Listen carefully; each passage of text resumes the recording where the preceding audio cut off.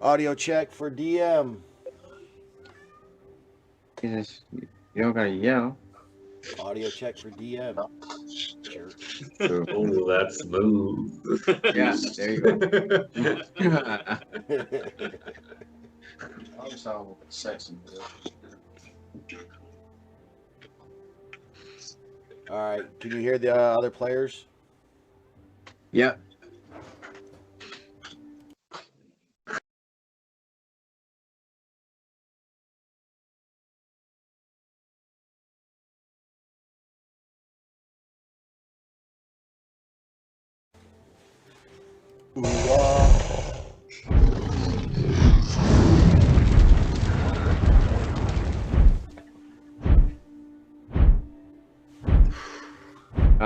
That was caught too. All right. Good evening, everybody. DM Fort Stillwater here with Triple J, bringing you another Thursday night brew adventure. We got the guys here. Might have a couple of players running a little late, but you know how it goes. It's life. So tonight we pick up with our adventurers had just finished spending 3 months in a strange mountaintop village building a dirigible, some strange machine that they didn't actually know what they were building there for the longest time. Uh, One of their patrons, a Hornridge Golden Oak, who had been blessed with infinite knowledge, created these blueprints, and over the time, our adventurers has built this airship. Their quest to find a hidden library from to search ancient knowledge on the dragons and the demons that seem to be plaguing Brutania. Once simple adventurers who were taking a rest in a small city of Two Bells have been thrust by destiny into the wild unknown. Let's see what's in store for them. Players, you guys are finishing up checks on the airship. You had just finished your battle in that little town. And any last minute things you want to do before you get into this strange contraption and make your way across the seas? Can you release my character so I can Yeah. pour favor? Thank you. You're the best. Are we still in the workshop area? Or are we like? Yeah, you guys are still in the. You guys are still in the mountain village. All right. Getting Is ready to there take off. anywhere that there are like arrows lying about? Yes, during your 3 months and whatnot, you've got it. You've had time to go ahead and make yourself some arrows. Fuck yeah. And we I think it ended on combat last session, right? Do we like rest after that, or is this right after that we're picking up? This will be a day after combat. I think I awarded everybody a long rest. I'll go ahead and do that again, though, just in case. A long rest? Okay. All right. Yeah, gave everybody a long rest on my combat tracker. You guys are good to go with that. I'm guessing the arrows thing applies to crossbow bolts too. Yes, it does. And during that 3 months' time, you're able to craft yourself some arrows. How do I add them back on the character sheet? Under your actions tab, Yeah. where I got you. All right. I tried to do it, and I But you accidentally just used click the another little circles that's got the check marks in them. Just go ahead and click that to show it's been replaced. And just as I'm going to take a proficiency in Arcana due to my Whispers of the Dead proficiency, or feature rather. Okay. Right.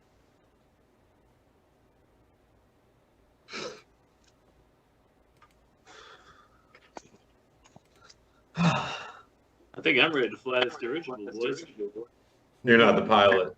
I am the pilot. He is the pilot. He was the only I was one gonna say, that. is the person that can Alright. fly it? Oh, I thought it was. Yeah. Yeah. My bad. all You're gonna good. ride on the outside of the dirigible. All right, Captain. Sneak in there. Sneaky, sneaky.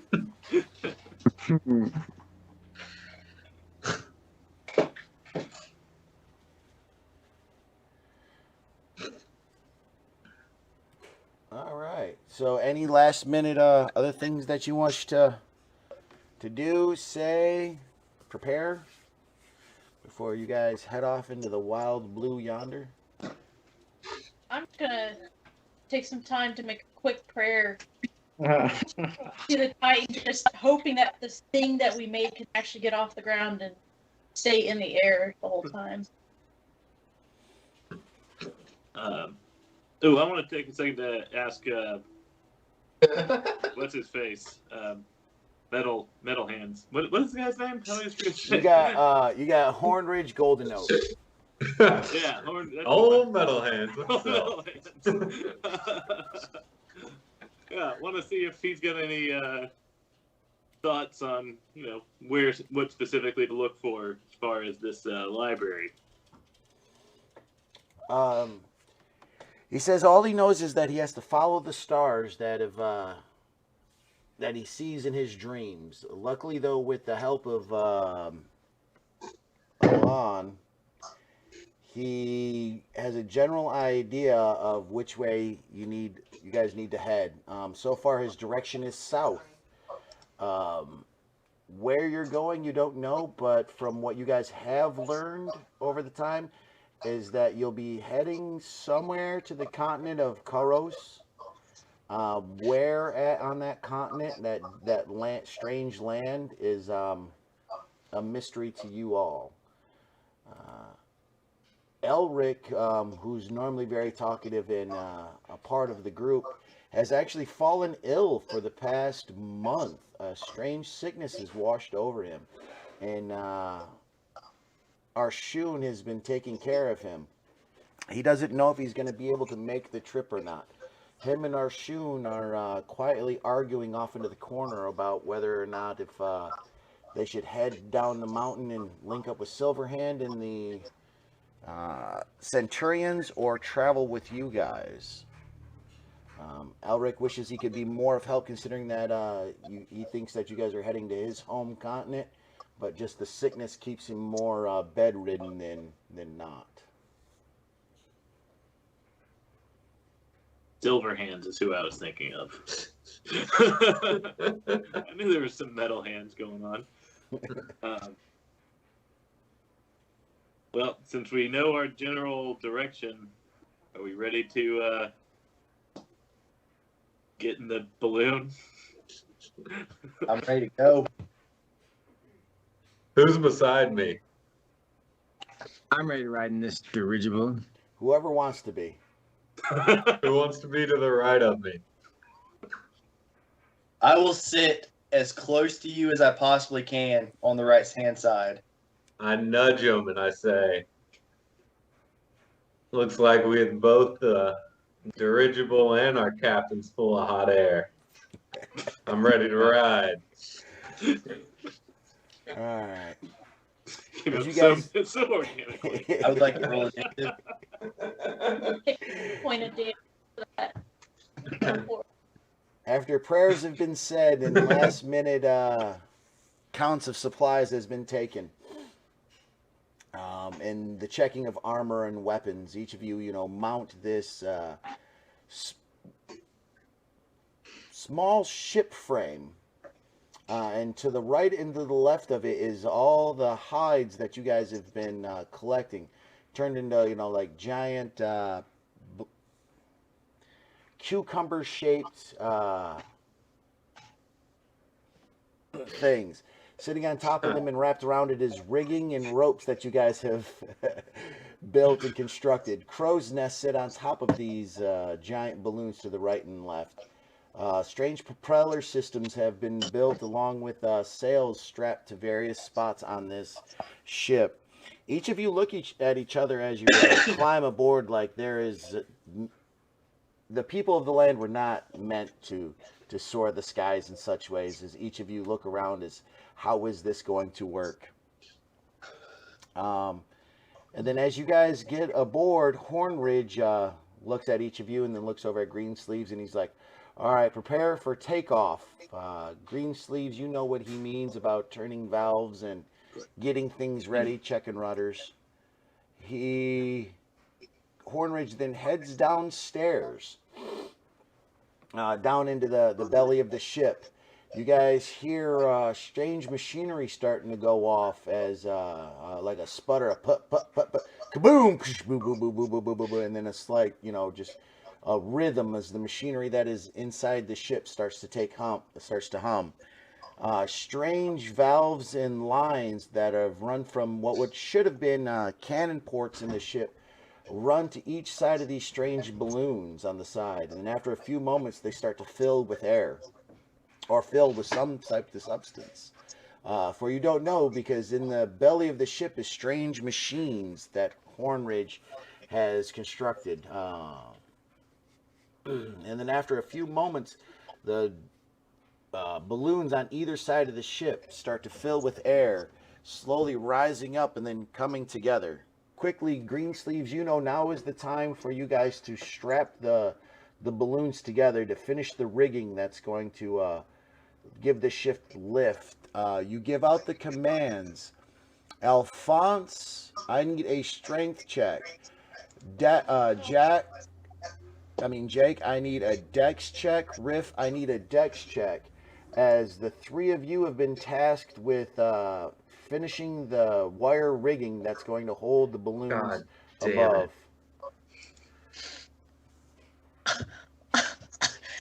it. All of you, just in awe at what is going on, have missed your mark. You guys hear the creaking groan as the balloons start to stretch the rigging to the point of breaking. Jake and Riff, neither one of you are able to get your hands on the metal wire in time as it starts to slip, missing the marks. Alphonse, your strength just doesn't seem to be enough. This might be a short evening. Everybody has another shot to try to piece the rest of the dirigible together to get ready for flight. Let me get those checks one more time.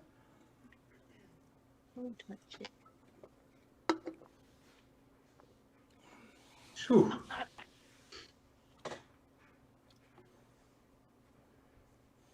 Riff, with quick thinking, leaps out onto the wires there, uses his tail to hang on and grabs it with his claws and is able to pull it tight and quickly tie it down. Jake is not as nimble as Riff, slides across the wire, quickly grabbing up it before it gets too far and connecting it to some hooks. Alphonse, with all of your strength, you barely pull the lines in together and then lock them into place. As that last line snaps, a twang can be heard as all the rigging pulls tight and the pulleys have now been locked into place. After that last push, there's a sudden lurch as the dirigible starts to lift from the air. Each of you, are in awe at what is happening, looking around and seeing this contraption slowly start to leave off of the ground at slow at first, and then fairly quickly the force starts to push you guys down a little bit as the air machine rises higher and higher. Before you know it, in an instant, you guys are well above the town, well into the mountains where nothing but sky and snow caps of the mountains can be seen. I need a pilot check from Greensleeves.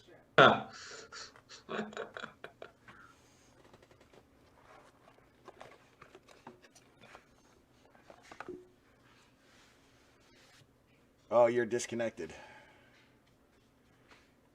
I got you, partner. All right, I need you got a D20 in front of you.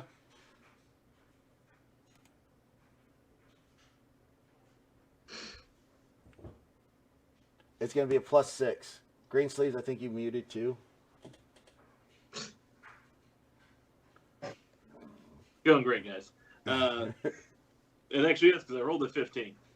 All right, so yes, quickly you're checking gauges, turning the rudder, shifting the airship to getting ready to where you need to be at, and then you realize that you're climbing at an exasperated rate, and know that you're quickly coming above the clouds. By pulling a lever and turning a knob, you release some of the pressure. In the back of the ship, you see two exhaust pipes. One starts billowing black, the other one starts billowing blue, releasing the gases that inflate the balloons. You pull another lever and you hear another chuk chuk chuk chuk as the propellers that are attached to the balloons that have small engines inside them start kicking off and start propelling the machine forward. After about another 10 minutes of tricky maneuvering and everyone trying to get their air legs, you guys are set. Course is laid in, and you start to move out. What is everybody thinking about this? How are their characters reacting to being so high into the sky on something that they built? Somehow I'm even greener than before. Very airsick. Weird feeling. What time of day is this? It's morning. Morning. I'm just standing over and staring into the sky, marveling at how much closer we are to the stars, and also a little airsick from our pilot's wonderful driving. Huh. Oh, that's cool. Okay, I didn't throw up. Yeah, I'm scared, but I mean, it does remind me of the boats I've grew up on and all my life. That's cool. All right, has everybody gotten the map? I know that Warbringer's got to get back in. It's not like 911 where I want, like, I can't wait to see the next episode. Working on It's it. a show that I put on if I just felt like watching it. Jake's just enjoying being in the air because, you know, his To me, It's- Raven Queen, she flies, and we're all going to be able to fly one day anyway. So Huh. like, I get people saying it's a good show and everything, but man, people have hyped it up. So you guys have taken to the skies. Oh, I can't A remember. few of you are trying to accept the fact that you're so high up in the air. Others have already accepted the fact and trying to get a bit comfortable. Though Alphonse is grabbing the side there and mumbling prayers to Titan. Alon sitting there cross-legged, shifting in between his starry form and his regular form, looking out into the distance. Greensleeves, you seem to be taken right to it, you know. This whole pilot thing has just come like natural to you. Right, so players, you guys have taken to the skies and start moving across the mountains. Before you know it, though, a full day has gone by and you've cleared the mountains and are well into the seas. When the clouds do clear, you see nothing but open ocean underneath of you. There's enough supplies, you figure, for 10 days on there, though you don't know how long the trip is going to take you. What is everybody doing on the first day? are there weapons on this thing? Like ballista or anything? Or There the stuff is to make not. weapons? It's a peanut butter milkshake. Is there any like extra material on here? Something we could use to make a ballista? Okay. Now Maybe. There is definitely extra material, though, for repairs. We won't need repairs if we attack first. Sorry, just thinking out loud. Huh. I'm having a hell of a time trying to play and eat.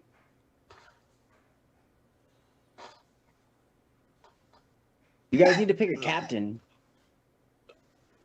Ooh. Captain. Well. I can't figure that. Isn't that Greensleeves? Just because they're the pilot doesn't mean they're the captain. Oh. Yeah. And I don't know that I necessarily want that responsibility. You're funny if you think the captain of a ship pilots that bitch.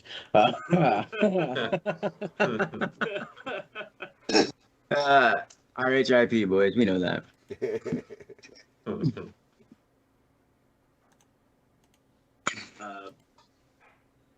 I'm just excited to get going. I knew I was going to be a great pilot, and I'm glad to see that it's working out. So I'm just playing some music, an excited tune, sea shanties is my preference. Just having a grand old time. Yeah. I'm joining in on the shanties and yeah, looking over, just taking it all in, the stars, the birds flying by. I mean, all pretty badass. What is the sky but the sea of the air, you know? The up ocean.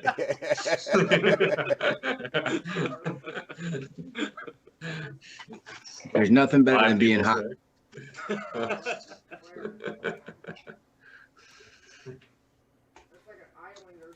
I would like to strike up some conversation with Hornridge.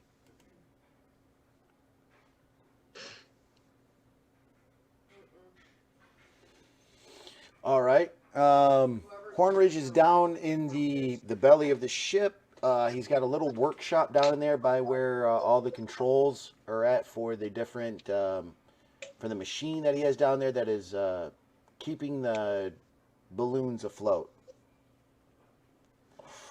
He seems to be lost in work. All right. I'll ask him if he needs any help or if he can show me how this thing works. He turns and looks at you and he says, "Help! Help! What? Help! Hold on." He kind of scratches his beard a little bit, getting some of the dirt flakes and the coal dust out of it, kind of turns around. Help.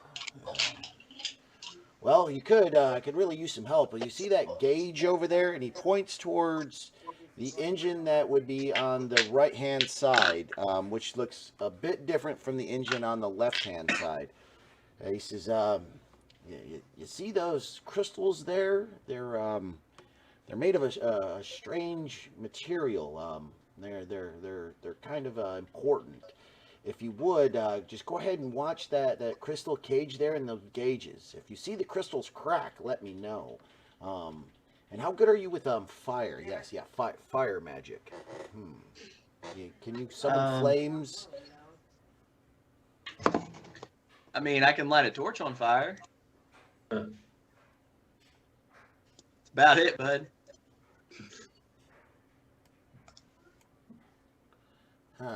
What do you need me to burn?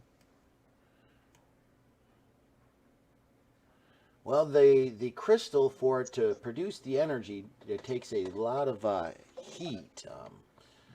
It's getting. I did a little miscalculation on actually how much fuel it's going to take to power this part of the engine. We have more than enough coal for the steam apparatus that I've learned to construct. But as far as the heat involved for the crystal apparatus, it might be a little bit more than what my calculations did. Are you sure you don't have a better understandings of fire magic? Maybe. What about refracting light? Maybe if I set something up, are you good at that, or conjuring blasts of magical light? I can make that happen. Good. Well, here, come with me over to the workbench, and Hornridge takes you over to the workbench, and you guys sit down and start constructing a few things from spare parts that he has laying around, and that seems to be taking up some time for a moment. What is everybody else doing?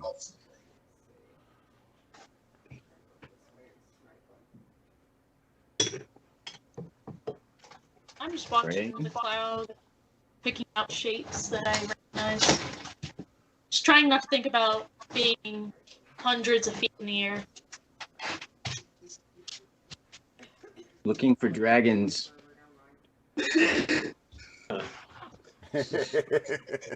Good thing to look out for. Yeah. They're all over my land. You guys don't have dragons here? 340 meters. Ooh.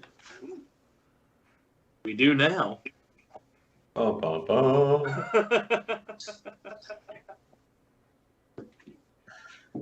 I wonder Alright. if they came with me. One second, guys. I'm missing somebody in the combat tracker here, and I'm trying to figure out who, what, when, where, and why. We Combat. got 6 players tonight, right? Yep. Green Sleeves, Riff, Alon, Alphonse. No, I got 5. That's 5. why I thought I had 6 players tonight. Okay. No, my math is correct now. Dun dun dun. All right. So go ahead. What is everybody else doing? Thinking, feeling. Alphonse is counting looking at the clouds, seeing shapes in them, trying to focus her attention on something other than being on a strange craft that she helped create, soaring well above the sea with nothing in sight but open water and clouds. Yeah, I'm wandering about the ship. Singing various sea shanties that I know from my journeys, juggling, just kind of perusing the top of the ship. Nothing really in mind, but yeah, just kind of wandering around, trying to pass the time. I'm also singing sea shanties while I, keep my place at the helm and keep an eye on the skies. All right, and Jake, you're Because I'm the pilot. Boring, no one can get it. Jake, you're wandering around the crow's nest over there on that side, looking around, just exploring. Yeah, walking around, laying down sometimes, just looking up, enjoying the high. All right. The first day passes. You guys are, steady cruising along. The sunsets and sunrises are beautiful. At night, Alon works with Green Sleeves and Hornridge to read the stars to help plot the course. Through a strange mix of Alon standing in the center of the ship, allowing his true, what he believes is what he is now calling his true form, to enlighten him, and Hornridge reading the star patterns and then relaying them to Green Sleeves on which direction to go. The 3 of you feel confident that you know that you're headed in the right direction. South by southeast towards a continent far away. The next day, Alon and Hornridge finished creating a strange, what's like magnifying glass contraption, and equips it to the right engine. There, Alon, he asks you to go ahead and cast your spell into the magnifying glass to make sure that this is going to work. All right. So then I'm going to cast Guiding Bolt into the magnifying glass. All right. With that, quickly, Green Sleeves, give me a pilot check. All right.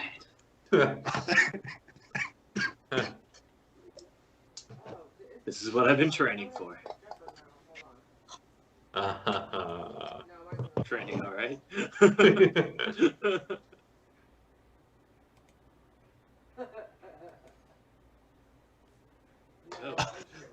Oh, All right. Everybody make these rolls. hey. Oh my god.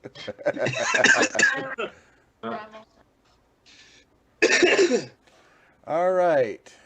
All right. As soon as you release the spell through the magnifying glass, it amplifies the energy of your spell, slamming into the crystal. When it does, an absorbent amount of power shoots through the artifice engine, causing the crystal to glow bright.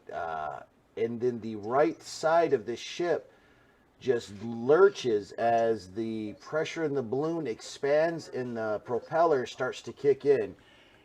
Greensleeves, caught unaware of what is happening, tries with all of his might to like quickly correct the sudden impulse of power, but fails as the ship starts to spin almost out of control, throwing everyone around the ship. Alphonse, cloud gazing, trying to just get her footing, is caught completely unaware and is thrown halfway across the ship and hits the railing. Alphonse, roll me an athletics check. Okay, I think that's something. I just committed suicide. Oh my God. With pure luck and determination, you get one hand caught into the rigging, and with a death grip, just squeeze onto that rigging and hang on. The ship lurches again as Greensleeves quickly takes back control and stops the spin of the ship. You crawl through the rigging and then get your feet planted. You kind of look around at everybody and you see all of them like just faces shocked. Everybody's like, "Oh man, that could have been bad." Come on, you guys, let's do it again. Hornridge looks over at Alon and is like, oops, and kind of chuckles, and he's like, yes, that will definitely do. That will definitely do. What's everybody else doing for the rest of the day? I'm gonna look around to see if there's any alcohol on this thing.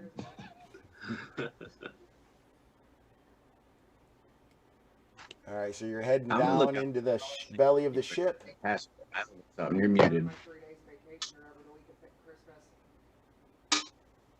What's that? Who's muted?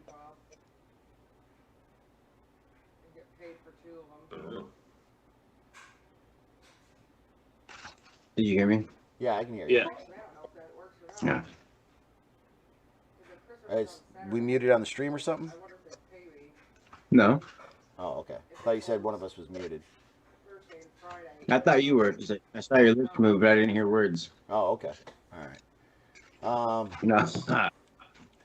So Alphonse moves down into the ship looking for alcohol. Alon is still down in the ship. Riff and Jake, what are you guys doing? Oh yeah, you did hear me. I'm looking for land. I'm looking out. If I see something, I'll. Yeah, my ears kind of perk up at alcohol. I'll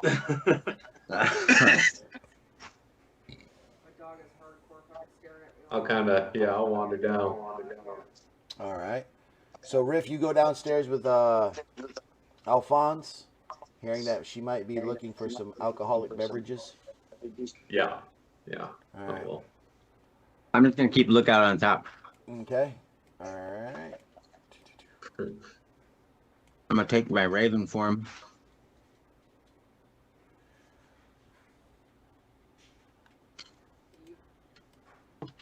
All right. So the three of you guys move. The two of you move downstairs and see Alon and Hornridge kind of having a chuckle.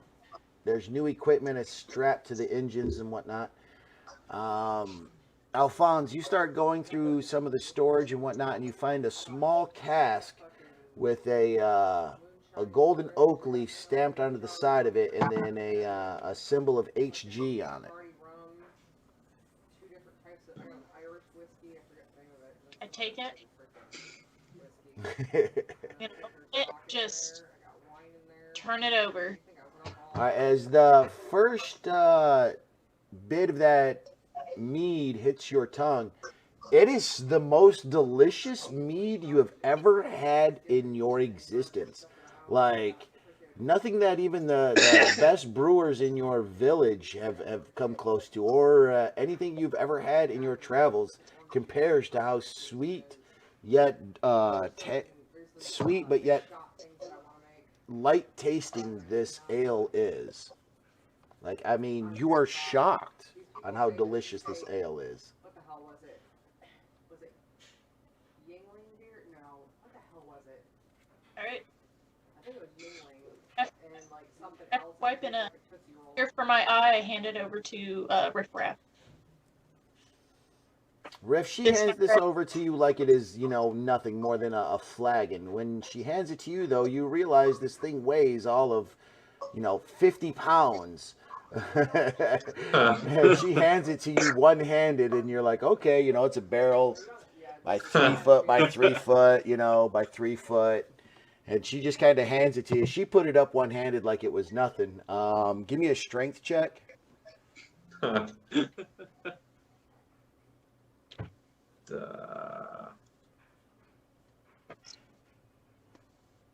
Hey. You grab the ale, the barrel of ale, and it slips through your hands, and then you're able to catch it, but not before it really hits the floor. You do keep it from shattering, though, on the ground. I haven't even had my first drink yet. Hornridge, hearing the commotion from the dropping of the barrel, comes running over. He says, What are you doing? What? No, you can't drink that yet. It's not ready. I haven't perfected my the recipe yet. No. I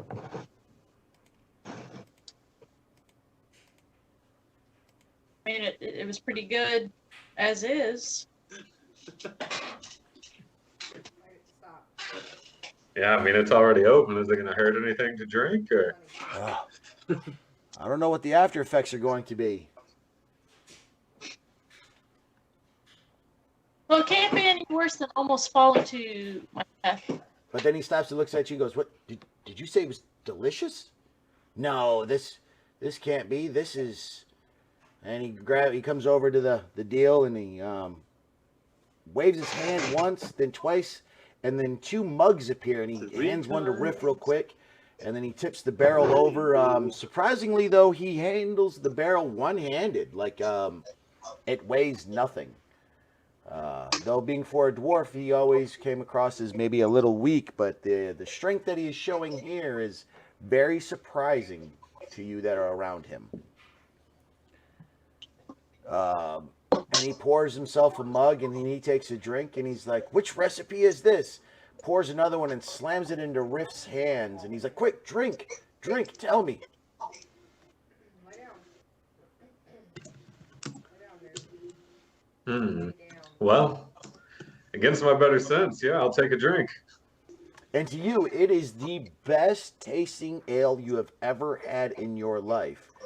There is a sweet taste of like almost peaches to it. It is light, not frothy. It goes down smooth and doesn't you don't feel bloated from slamming a whole glass. I mean, it's a work of art.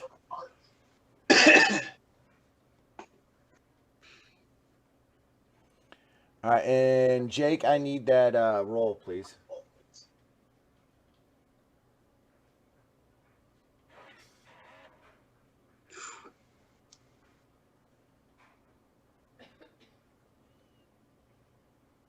All right, so yeah, you guys are down there handling all of that.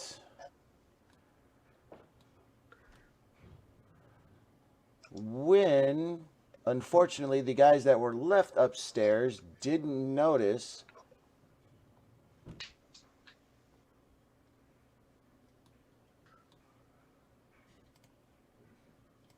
There's a lot of sky to watch. We can't notice everything. You are correct.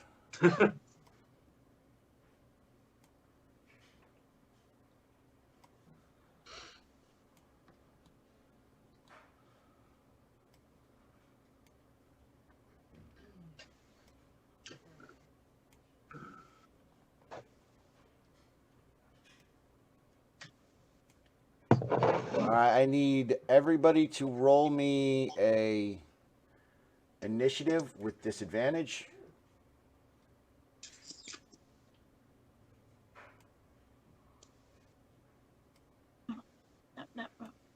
next year. This one? Yeah.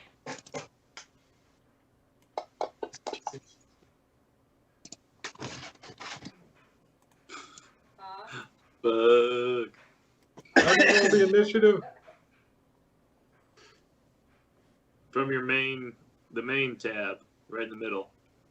Oh, yeah.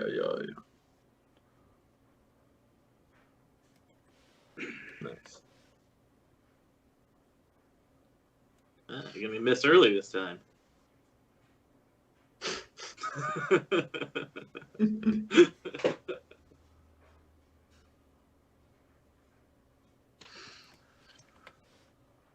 Oh boy. Yeah, I get to mess you guys up. We're all excited. Hey, Oh, I'm fucking ready, dude.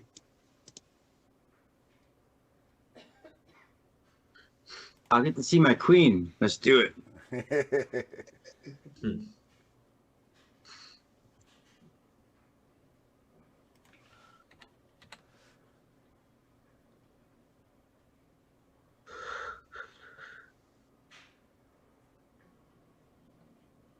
fucking destroyed this area.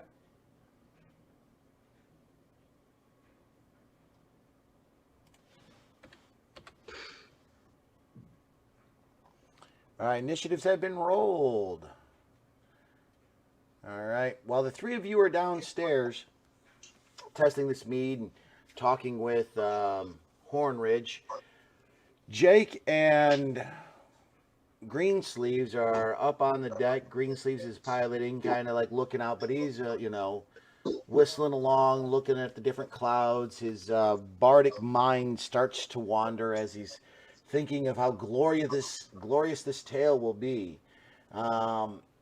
Jake, on the other hand, is taking up position in a crow's nest and was being ever vigilant there for a while until he got bored and kind of started looking around at things and then sat down and just kind of started messing around with checking his gear and whatnot.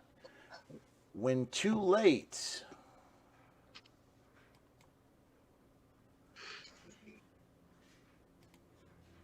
a group of Griffin riders swoops in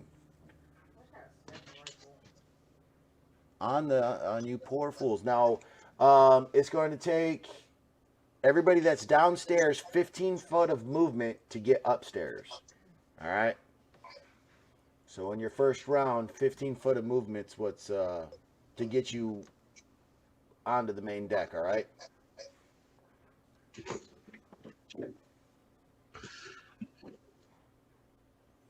so are the people downstairs aware of what's going They on are outside? not aware of what's going on outside. Oh. Yeah,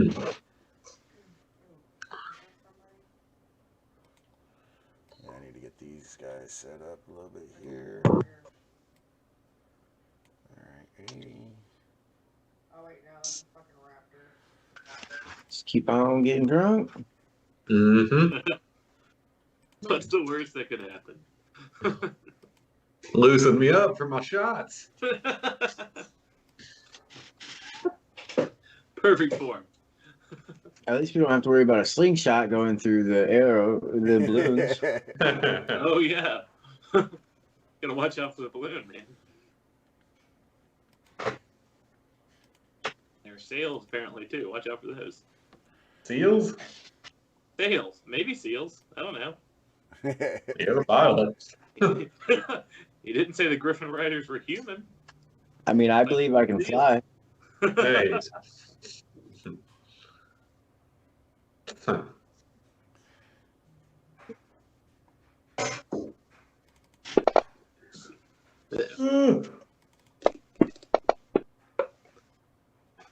No. do we have All a right, map? so I don't as know. you guys are Greensleeves, as you're standing there manning the wheel and whatnot, too late you hear a screech in the air as it startles you, and you look, and just as you turn your head, an arrow goes whizzing by, slamming into the railing next to you. The next one catches you on the shoulder, just nicking you, but causes you to startle. Quickly, you look around and you see that, like I said, you see riders on griffins circling the ship.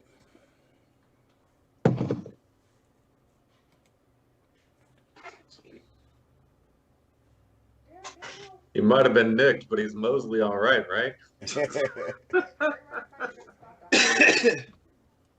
Do we have a map? I think there was one, and then I got kicked.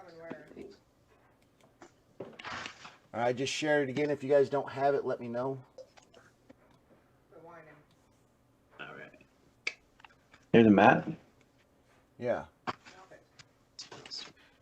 I got it. I'm just being a dick. Oh, thanks. Go ahead, whoever's playing, Alexis or... Oof. Holy shit. Whoops.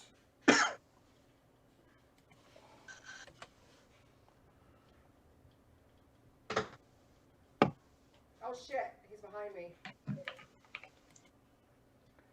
Where is he? Get her, Jason. Get her. Shit, where is he? I know he landed. There he is. Damn it! Oh, he's all the way up on the thing. He's got a fucking sniper rifle. Freaking asshole. Griffin 12. Okay. Gosh dang it. Sonny, 65. stop after me.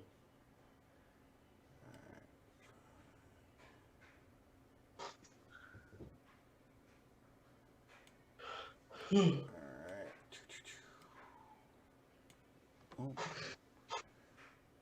Alright, off to the side, you can see that a griffin goes soaring by, goes out of sight, and then when it soars back up, its rider is missing. And you feel an obvious, because you're at the controls there, Green Sleeves, you feel an obvious shift on the left balloon, like something heavy just hit it.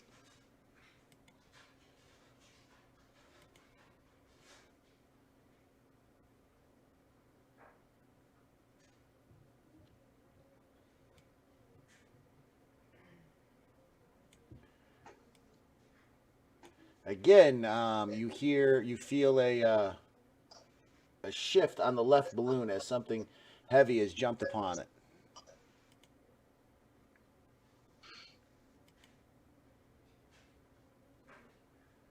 All right, you downstairs. There's not actually been enough commotion to warrant. You guys automatically know what's going on. So if you pass a perception check, you'll be able to figure out there's something going on upstairs. If not, your characters would just assume that it's just the flight is going on as normal.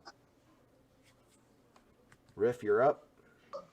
And you're sitting there standing there with that mug of ale in hand, and it's just delicious.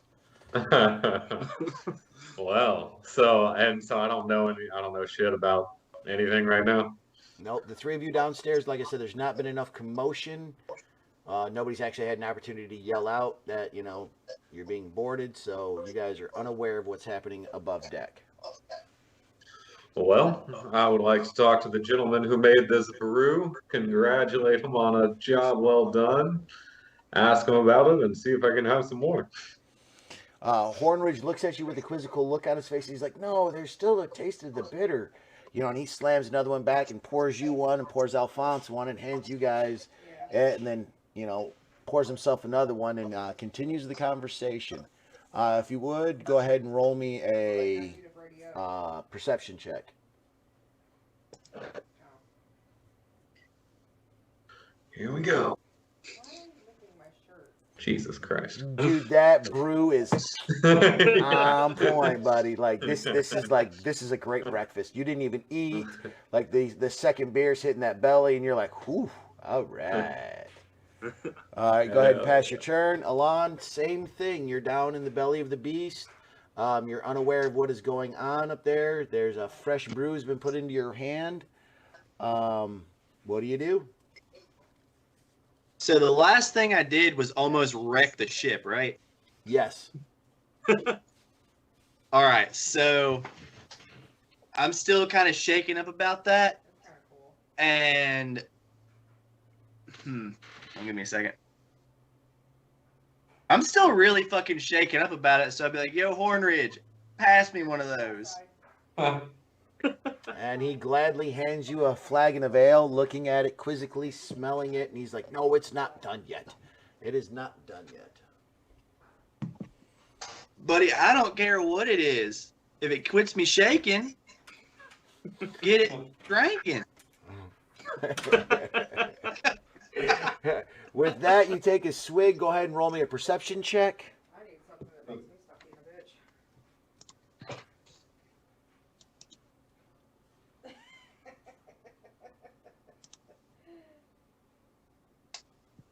a bitch. Hey.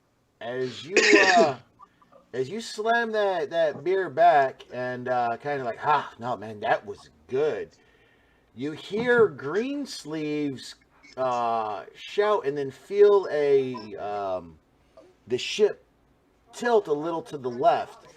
At first, it's nothing. Then it happens again, and then you hear Greensleeves hollering something on the wind, and it doesn't sound friendly.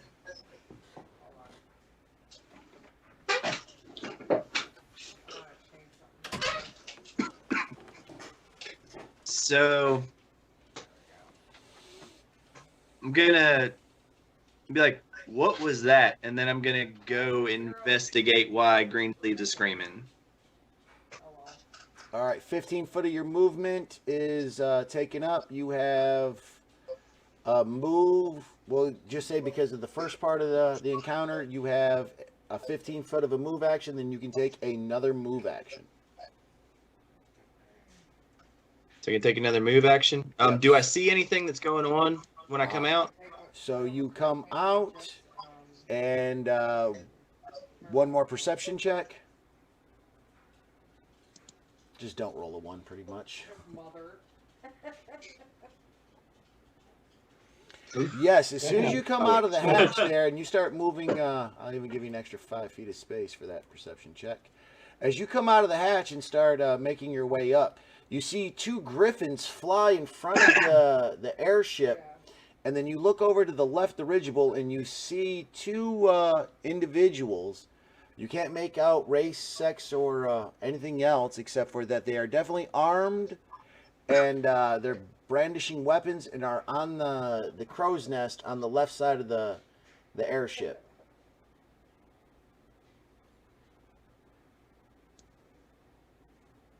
I'm gonna scream. I'm gonna scream. I'm gonna scream, we're being boarded, we're being boarded. Get the frick up here. When I was a teenager. All right, you still got 30 movement of 30 feet of movement left that you can use. 30 feet of movement. I'm gonna move.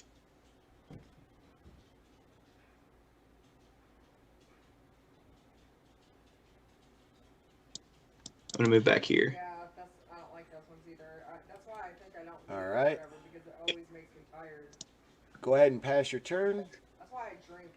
Alphonse, as you're enjoying this golden oak mead, you put it back and you're getting ready to hand another one. You watch Alon go upstairs like, I think I hear something. And then just a few moments later, he screams, we're being boarded.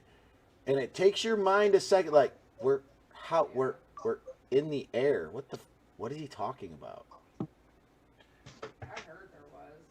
There's dispensaries all over the place, Daniel. What are you going to do? Because you don't have an action with Hornridge first. You get to react to Alon's yelling. I guess I'm gonna go see what he's yelling about. No one. All right, so 15 foot brings you out. You have 15 foot left of your movement, and then you can attack with a range or do something else because you are prepared for something to be wrong going on up there. So it's up to you what to do next. Can I see any of these guys out here? As soon as you come up, you're thanks to Alon's yelling and pointing, you see 2 griffins flying around, and then two assailants on the left dirigible in the crow's nest. Okay, I'm gonna head towards that left. How much feet of movement do I have? You have 15 feet left. That puts me about there. Right. And just as I'm running that way, fueled by the passion of a good drink, I'm gonna go into a rage. So, wait, is my dude gonna move? Yeah, it takes a second. Okay.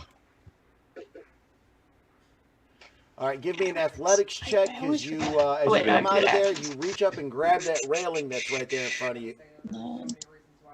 As you come out of the hole there and you see the assailants up there, give me an athletics check because you reach up and grab that railing that's right there in front of you, pull yourself up over it, and jump up to get the deal. Because remember again, ladies and gentlemen, on my maps, what it is what it is.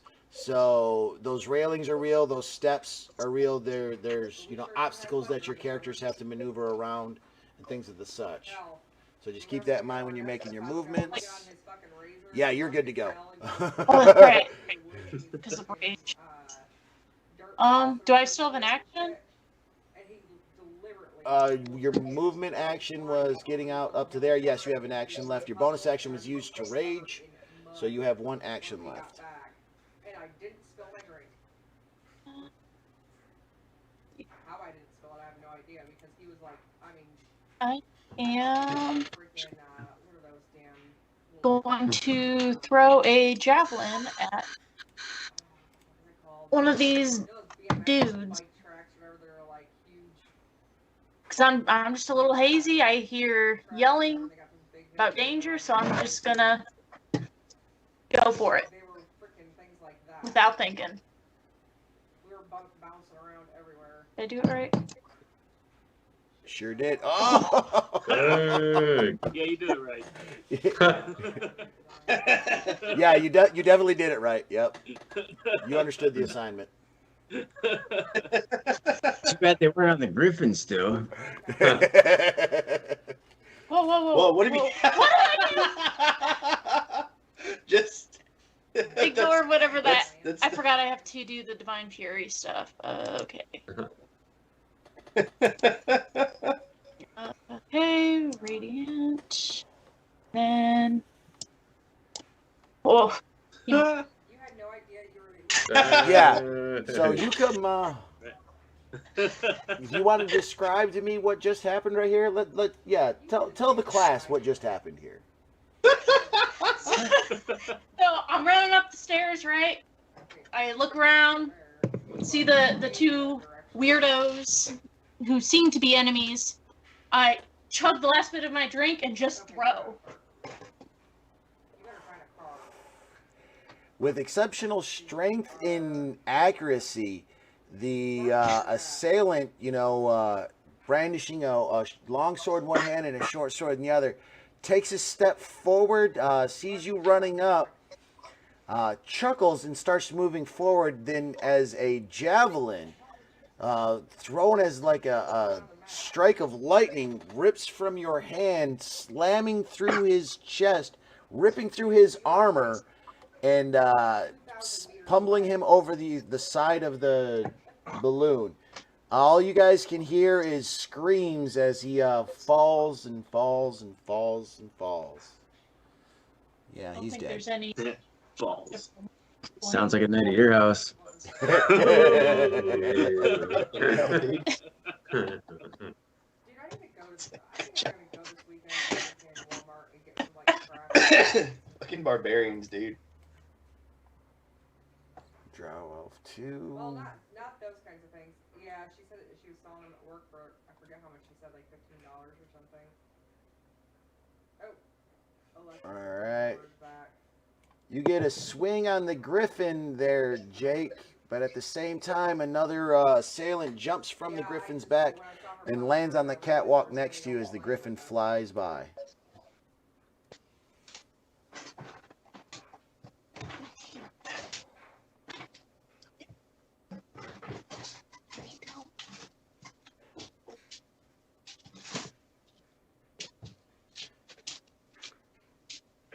Right. Alright. Ooh. Pulling your scimitar out as the griffin swings by, thinking like it's going to snatch you with its claws, thinks again as you take your scimitar and slash across its claws. It screeches in pain and flies up, continuing its movement. The assailant brandishes a long sword and a short sword, steps forward and takes swings at you. I'm sorry, 2 short swords. And is thrown off balance because it hears its griffin screams. And the way the airship lurches knocks him off balance a little bit. Cannot get his second swing in. Jake.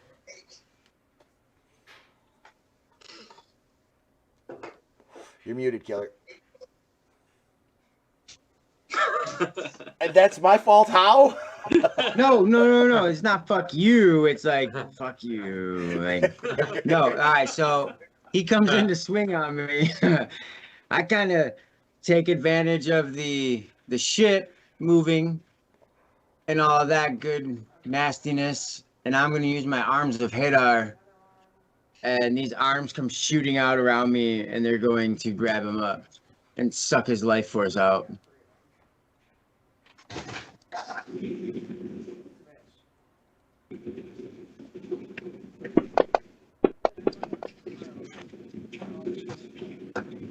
Yeah. Yeah, he fails.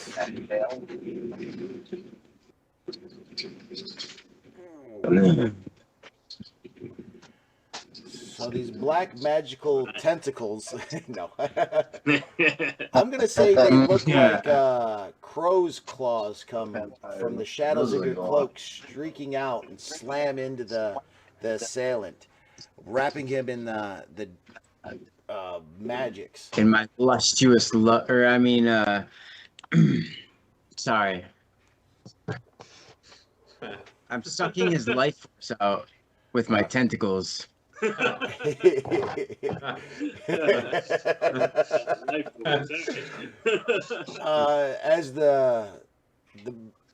he's entrapped, you notice that his hood, his helmet gets knocked off, revealing it is an elf, and what looks like a studded leather armor with 2 short swords. But the thing that you notice the most about him is that he's got a mix of sailor garb on underneath of his armor and about his person. All right, Greensleeves, you're up. I'm coming. All right. Well, having seen Alphonse come charging to the rescue and just murdering that dude, I'm gonna start off using my bonus action to cast Bardic Inspiration. If I can remember how to do that. Click on your token, then control click on. There you go. Yeah, I got it. Okay. When we built this airship, did we build an autopilot type situation into it? Yes. All right, great.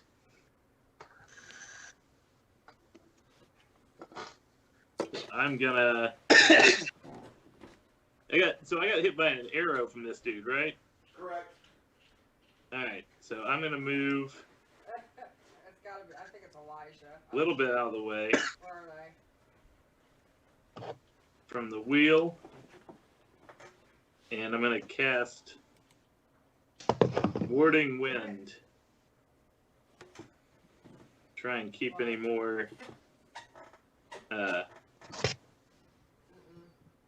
arrows from hitting me. Oh yeah. And I'll actually I can. Yeah, I'll just hang out here. This seems like a good place. Oh, that's cool.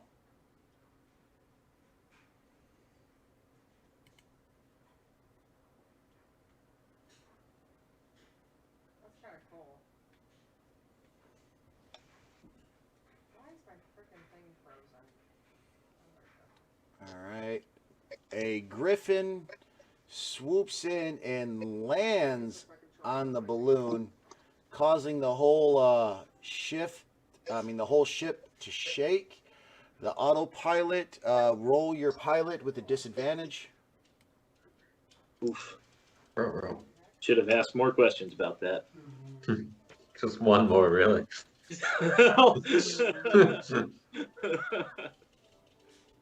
Nobody's perfect. The autopilot holds fast. Cornridge was very capable in creating it. The ship rights itself. A bunch of steam is released from the back of the ship to compensate for the weight on the other balloon. The Griffin starts to claw at the balloon, raking through. Those of you that Jake and Alon, you guys can see that if the Griffin is left unchecked, he will rip a hole in the balloon. The rider on there brandishes a strange-looking crossbow mounted to his forearm and takes aim at Jake.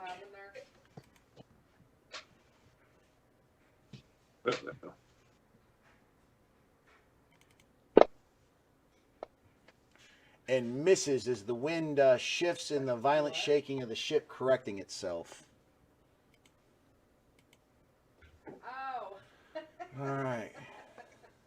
Yeah, it's like a burger place or whatever. But have these like burger trays and shit like that. The archer flies around, but it gets caught in that smoke. Takes aim at Greensleeves and unleashes another volley of arrows. Now, what does your ability do? Warding wind. It. Pull it up real quick. It deafens me and other creatures within 10 feet. Extinguishes. The important thing is attack rolls and weapon attacks have disadvantage if the attacks pass in or out of the wind. Okay. Oh. So I'm attacking with disadvantage. That's cool. No, I'm sorry. I thought so. Yeah. Cheddar bites, which are these fried cheese ball things, and a chicken quesadilla with a cheer float. I don't know what that is, and then a big double burger tray with onion rings, and large Coke. Guess how much all that food was? All right. So as you $22. your warding wind, the arrows pierce through the cloud of bluish smoke exiting the back of the For being that cheap. ship. Your warding wind, lets out a roar as it deflects one arrow, pushing it off to the side, hitting the railing just in front of you. Another arrow seems to be, just seconds behind it. Your magical wind almost didn't have enough time to block it as the wind whooshes around you, deflecting the arrow just out into the sky.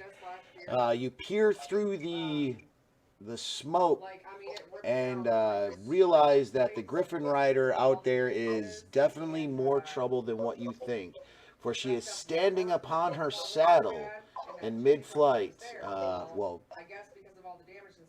a perfect aim. Taking the insurance money and like fixing the things that they need to fix. The warrior, brandishing a long sword and a short sword, steps forward and attacks Alphonse. I think it was one of those places where there was nothing but illegals working there. Hits with the first attack. Chinese buffet in town too. Hits with the second attack. But I think Dude. a new one just opened, and there's Oh, Alphonse. that we have. But when you don't want it, it's either closed. I mean, All right, let's see. Let me make sure that it took Oh, away what it was shit. supposed to. All right. Yeah. So as the blows rain down on you, Alphonse, your skin, your conviction and your rage normally blocks, the damage that is felt from, wounding blows. But just the slightest cuts in you begin to burn and inflame. You noticed around there, around where the two blows landed, your veins start to turn black as you feel a poison starting to course through your body.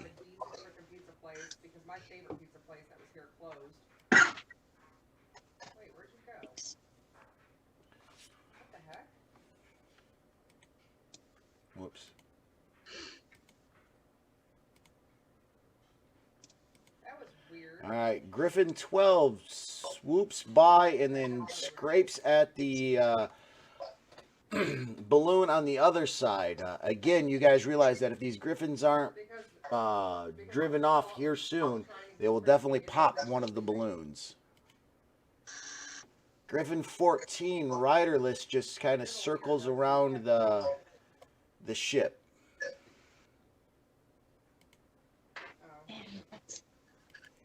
Riff, you hear definite chaos going on up above now. Hornridge also. He throws down his flagon of ale and then runs over to the equipment after one of the pressure valves goes off from the Griffin landing on it. He's over there quickly adjusting valves and throwing coal in one of the furnaces. What are you doing? Remember, it's 15 feet to get up to the top level. Yeah, I will pour myself another quick drink here, and then I'm gonna head to the. So, are the stairs heading towards the sail or away from the sail? When you what's come my up line out of the of sight? stairs, right there where your character's at, is the deal that leads you up and out. Okay, I'd like to come up. What do I see like when I first get out? Am I able to like do I have a line of sight on everything? Or Yes. okay. Yeah, so like I'd like to really like sneak to the top of the stairs. I haven't had too much luck in combat. I've had some drinks and I know my compatriots can handle it mostly without my help. Maybe an arrow or two that finds its way. So I'll take my drink with me to the top of the stairs and I'll take aim at this griffin that I see here up top, and I'll pull out my very trusty bow. And I will do a sneak attack. God damn it. Just barely, though. The way the balloons are swaying back and forth, is just as soon as one sways out, you're like, this sail's pretty damn good. Yeah, I got him. I don't fucking know how, but I got him.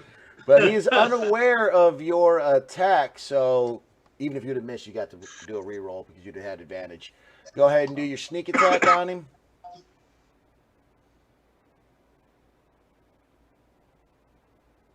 Oh, when your arrow pierces the skin of the griffin and it screeches and then leaps up off of the balloon. In the process, though, doesn't rip or tear the balloon anymore. Also, Riff, you recognize them for who they are. They are the Griffin Riders of the Elvish Imperial Navy. Imperial Navy. They belong to what you know as the Jade Empire contingent. They are pretty much just glorified pirateers who use floating galleons and keep griffins and other flying creatures as ways of tracking ships and attacking them, softening them up before the main galleon arrives. You know, somewhere nearby this galleon's got to be because the griffins can't fly that far from it, especially being in the open water that you are in. Okay. And so, like, when I see them, that's just kind of something that I realize here. There's no, like, secret weak point. It's just a general idea of, like, their attack style and knowing that a galleon's.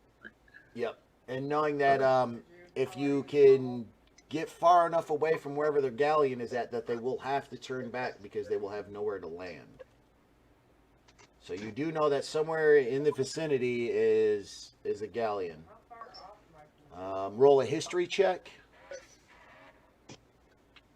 Yeah, grab one. I'm on my way. Oof. Oh, I'm sorry. But I was reading a new rule that I want to actually implement tonight. Yeah, let's implement that, not the history All check. right, so go ahead on your history. What you can do on this, and this is actually a rule in 5E. I didn't believe it till I double checked it. All right, so go on to your history. Right on your skills tab, where it says stat. Right, change that to charisma for this one. Okay. Just for this roll. And this is only because of your dealings with, your history of being a pirate, knowing of them and having to deal with them. Okay. Do you want me to reroll? I mean, it's a +4. Yeah, okay. Go ahead and re-roll that. Okay, hell yeah. All Yeah. right, for sure. So yes, you definitely know that the Griffins have maybe a hour window from where in any direction from an hour from where they're at is probably where this galleon is. They don't travel that much farther out. It's going to take a closer inspection to see what they have on them, how much gear they've got. It's going to take a closer inspection by you to tell if the galleon is closer or farther away. But that's the information you know right now. All right. So I don't have another action to like tell anybody this right now. So. No. All right. Cool. Alon. All right.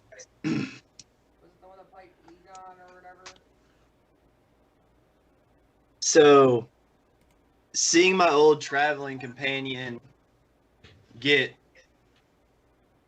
hurt pretty bad, I'm going to assume my true form at the start of my turn.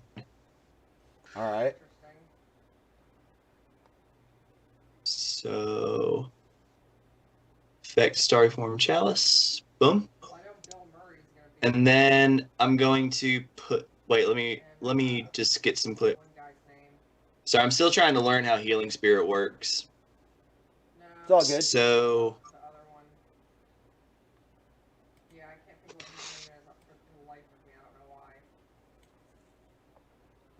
So if, sorry, I'm just confused on the wording on healing spirit. Does it heal on cast and then at the start of every turn, or just at the start of the turn? Let me pull it up and double check.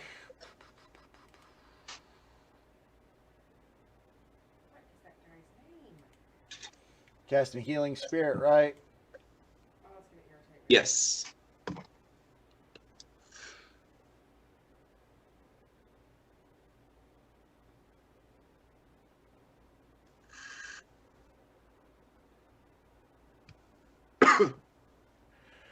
No, it would till the spell ends whenever you or a creature you can see moves into the spirit space for the first time on a turn or starts its turn there. You can cause the spirit to restore a D6.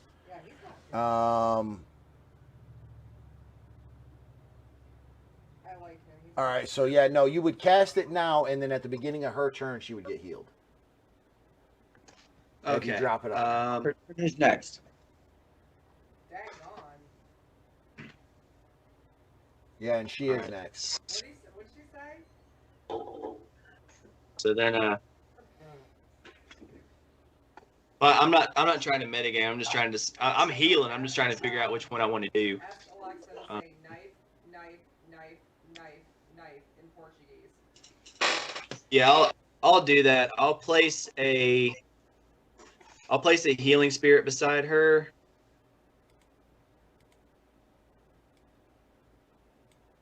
Nope. Put it in the wrong place. Right there? Yes. Gotcha. And then I'll use my healing from my chalice form to heal her. Click. Here. No. It's like. Wait, some. Knife in Portuguese is like fucker. It's just funny. Do I have her selected? I remember having trouble with this last session. Do I have her selected for the Yeah, starter no, form? she's you got Alphonse targeted. Okay, perfect. No, she said nine, not knife. Okay. And Hold then on one I second. will. Hold on. All right, so that showed that it healed you. So let me double check something here real quick. What action did you use on that last turn? She's not. Yeah. I just used the healing from the Starry Form Chalice. We haven't plugged it or whatever so that we can plug our lights in for that little Christmas village. There you go. Hey, Leon, did you just do it? All right, so with that, so the way that's going to work is you're going to hit that magnifying glass next to Starry Form, right? And then There was another one. you'll click the, see, it's only set for self. I don't remember which one that So was. I got it. Hold on. Targets. There we go. Now it's changed. I'm going to go ahead and drop that 7 points on Alphonse. All right, there we go. She got healed that now. And I've changed it now, so it should be correct. So from here on out, you just got to remember that you got to target whoever you're using that starry, that form on. I mean, the heal effect on, okay? Yeah, I just had it messed up in the settings. That's my bad. That's all good, all good. It's all fixed. Go ahead and pass your turn. That was something. Do I still have a movement? But actually, it was real because you know that some people sit there and like, Alexa, what's this? Or Alexa, say this? Or Alexa, what's gonna happen? And blah, blah, blah. Yes, I believe so. It's fine. I'll stay where I am. Uh, So you get your healing. What are you doing? Right, is that how you do it? Or no, it's you. Oops, that wrong. How do you do the healing? Was it just a D6? Yeah, and I'll let Yeah, you Alphonse just- roll it. Just roll a d6, then I'll adjust your character sheet. Yeah, I was accidentally on his. Oh, all good. It's 1d6. Oh shit, I fucking like. Yeah, I'm it's like way ahead of you guys. I'm it's pretty far in 1 the circle. I thought you guys were right behind me. no, it's 1d8. No, that's your starter form. Yeah, it Oh, should yeah, be just a my bad. d6. Yeah, I'm going to the. Oh, yeah, my bad. I cannot talk right now. Sorry, this is my first like hardcore spellcaster, so it's I'm learning. All good, man. You're doing a good job on it. Somebody was building over Okay. there. Well, it helped. Well, I'm just gonna do what I do best. I don't see anybody. This is gonna hurt. Oh. You have your Bardic Inspiration. Oh, yeah, that's right. I do. Yeah. It's just a D6, right? Yes. I saw it on TikTok. Oh shit, somebody's coming after me. Still just short. What?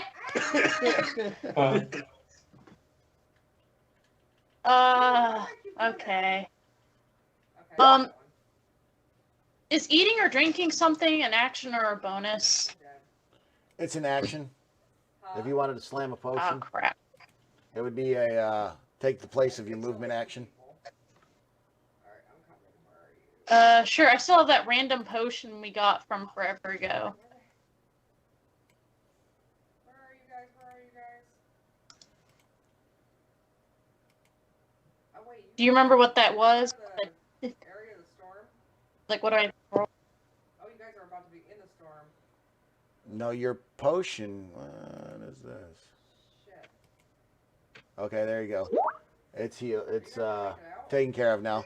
Yeah, you can slam that. It does 2d4 plus 2 points. So if you want to go ahead and drink that, yeah, it's 2d4 plus 2. 2d4 plus 2? Mm-hmm. There's a bush I can hide So you in. gain back 8. That's 8. Okay. Okay. Well, that's it then. There we go. Now I And then I take that off, right? Yep. Just delete it from your sheet. Oh, that's a good spot to freaking- Drow 2. Okay. Swinging with his sword at Jake. Where are you guys? Misses horribly. Swings again. Misses horribly.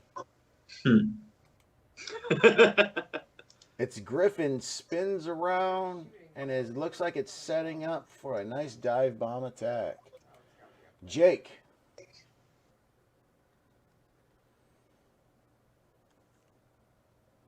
shit. You didn't heal fast enough, did you?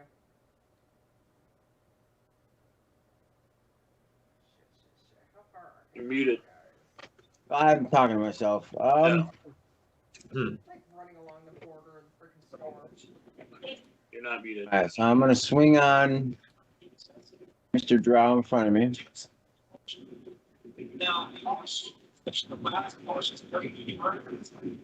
Oh, Mr. Drow. Oh, we're a series of missing each other. Alright, you got it. All right. Oh, fuck. There's Green something sleeves. here somewhere.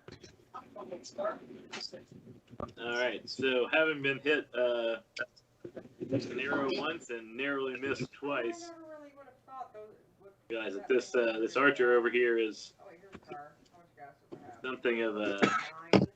a threat. I'm gonna hit cast Dissonant Whispers Shit. Where are you, Daniel? on her. What's the range on that? 60. And also read the description on that real quick. Okay. Whisper a discordant melody that only one creature of your choice within range can hear, racking it with terrible pain. Get in the The car. target must make a wisdom saving throw. On a failed save, it takes 3d6 psychic damage and must immediately use its reaction, if available, to move as far as its speed allows away from you. The creature doesn't move into obviously dangerous ground, such as a fire or a pit. On a successful save, the target takes half as much damage and doesn't have to move away. Okay, A good. deafened creature automatically succeeds in the save. Yeah, I was just making sure that it didn't read that there's loud noises and things of the such around, because flying through the Gotcha. air, the wind howling through, the sounds of the motors of the machines and things like that. I just wanted to make sure that it didn't say anything of that. Yeah, go ahead, tag him up. Let's see if he fails. I know, that's why It's I'm within trying to- range too. All right, let's see. It did just occur to me that I'm actually going to cast it on the Griffin and not the Archer. And I'm going to cast it at level 2. Which I want it. increases the damage by 1d6.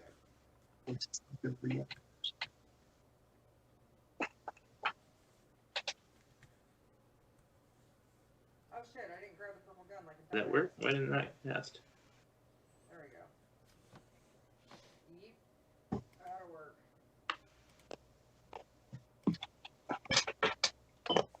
Pop open. Remember to hit the magnifying glass now that you have that deal targeted. Hit the save button right there. You know the little dice in the save box. Uh-huh. Yeah, click that, or you can click the cast. Yeah, Booted you. okay. I was clicking the cast and it wasn't working. Okay, so I got you. all right. What the hell? Griffin failed, Freaking bouncing me away from Hell me. yeah. and because you cast it as a second level spell, it goes up 1, right? Yeah, so it's what 2d6. No, it'd be 4d6. Well, I only have 1, but I'll roll it 4 times. There you go. I like it. All right. You're not gonna believe this. The first one was a 6, 3, 4, 4. So 17. Oh, yeah. No one told me there would be math. You said 6, 4, 3, and 4, right? Yeah. I mean that seems like it works out. All right, but he failed though, and that's the key part, because now he dives and runs now and takes the Griffin rider with him. And that was a smart move. That actually eliminated 2 of your enemies. All right. Yeah. Yeah. Because he can fly 160 feet around and take a double, yeah. Because their job is just to leave. He is out. He's doing his job then. All right. Leaving. Daggone, man. I'd also like to move like around that wall over by where everybody came up on the staircase. All right, go ahead and move your guy. Well, you're I'm playing still out. booted. Oh, that's right. Okay. Oh, but I want to warding wind is concentration, so I want to release that. How did you have all of that? All right. So you release warding wind. Yeah. All right, I got you on that. Somebody's shooting at me. Shit. Hold All on. right, taken care of. Anything else you want to do? Shooting at me. Oh, Bitch. Bardic Inspiration on Jake. Somebody was shooting behind me. Shit, I'm screwed. Is that dude? Gracias. Locked, isn't it? Didn't add it. Sorry, I only speak Common and Dwarvish? That's what you said.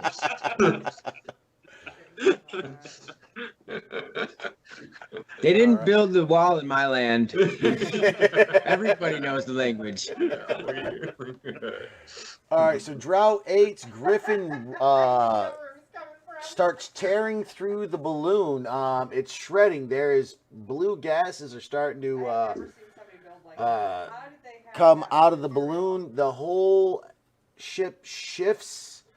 Those of you that are near the deal can hear Hornridge cussing and screams, "I need Alon! I need Alon!" As the ship tears. The drow on its back reloads its strange wrist-mounted crossbow, takes an aim at Jake again, and lets loose, Something like that where he didn't know where I was. and Knifed his misses. ass. Then as his action, he tells the Griffin to jump free and flies around off to the corner there. Well, I'm not gonna work tomorrow. I don't even know why I'm complaining. I get to work. I freaking work from home, so I should be happy. I have no Where's problem. Griffin 26? Huh? Yeah. Oh, that was the one that he was riding. Okay, yeah, that's what that Griffin does. All right, so the powerful Elvish warrior going toe-to-toe with the half-orc barbarian. Slips one of the blades away in a spin move and lunges with the other blade.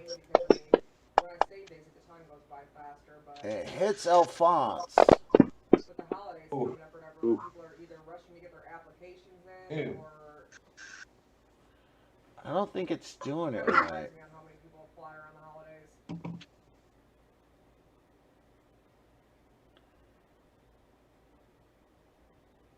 I'm So that hoping 12 should have during been the 6. holidays. No, yep, it did do it right. December should be And again, that poison, Alphonse, is tearing you up. The blade strikes are minuscule, but the poison that is racing through your veins is causing your body just to feel like it's on fire. He then turns around and kind of, with his free hand from his other blade he puts away, puts it out there, and a blue flame erupts in it, and he shoots it out at your chest. Alphonse, you dodge out of the way as the flame comes near you, hits the side of the steps there, and then the whole steps erupt in this in this blue flame that doesn't produce any heat, just seems to outline everything. You know for a fact that if you was to be hit with that spell, dodging him would have become damn near impossible. Griffin 12 lands on the balloon and starts tearing away at it. Any second now, it looks like that balloon might just pop instead of rip. 14 riderless kind of flies around for a minute and then starts heading to the east, leaving the battle. Riff. So I will. First, I would like to tell Aaron that the knowledge that I know in regards to these pirates here, that we need to get the heck out of here, and we need to ride like the wind, in the direction away from where they came. If we had seen where they came from, just to go in the opposite direction of that to get as far away as we can. And in that, also, Everybody roll me a perception check.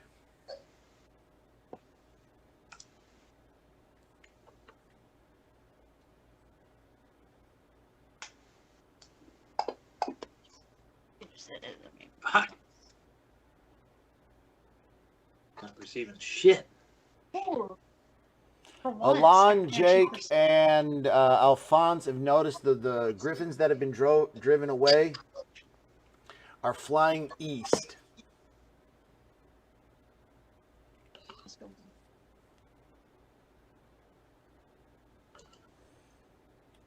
Daniel, you're gonna get caught in that storm if you don't start moving. All right, Riff, what do you finish doing?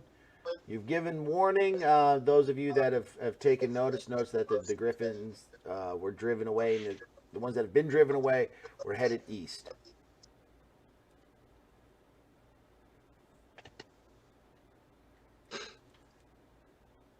all right, and then I would like to use steady aim to target Griffin 12 and sneak attack to use my trusty bow and arrow and fire at the Griffin to my left.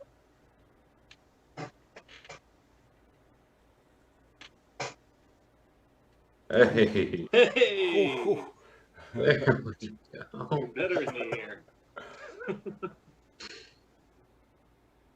thought you guys had another one. And then I'll also, Wait, time out real quick. Your sneak attack, your third level rogue, shouldn't your sneak attack be higher than 1d6 by now? Or is that just different depending upon? Yeah, it should be 2d6, shouldn't it? Yeah, I don't know. Oh, shit! I only turned one of them on. I didn't turn on my second attack, or second effect rather. Back on turn. I heard just roll d6. Yeah, just roll a d6 and I'll add it to it. Okay, 2 more. that counts. Yeah. Points. That's Yes, points. points.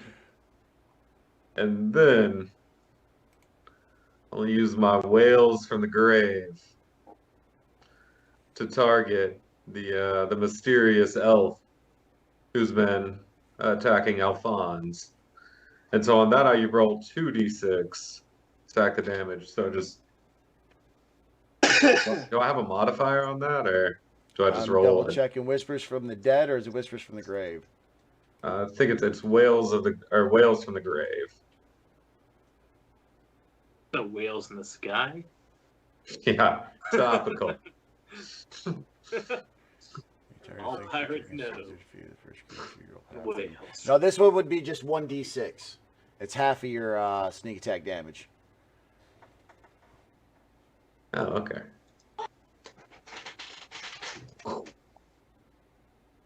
Hey, Hey, it counts. first damage done to it. You drew first blood on him. Oh, heck yeah. Ooh, yeah. Rambo. Solid movie.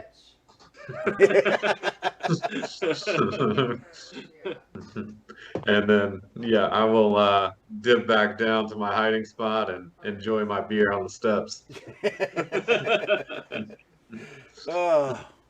I'm gonna have to play a rogue. Every person I've DM'd so far that's played a rogue has just enjoyed the shit out of it in 5e. It's a silly character.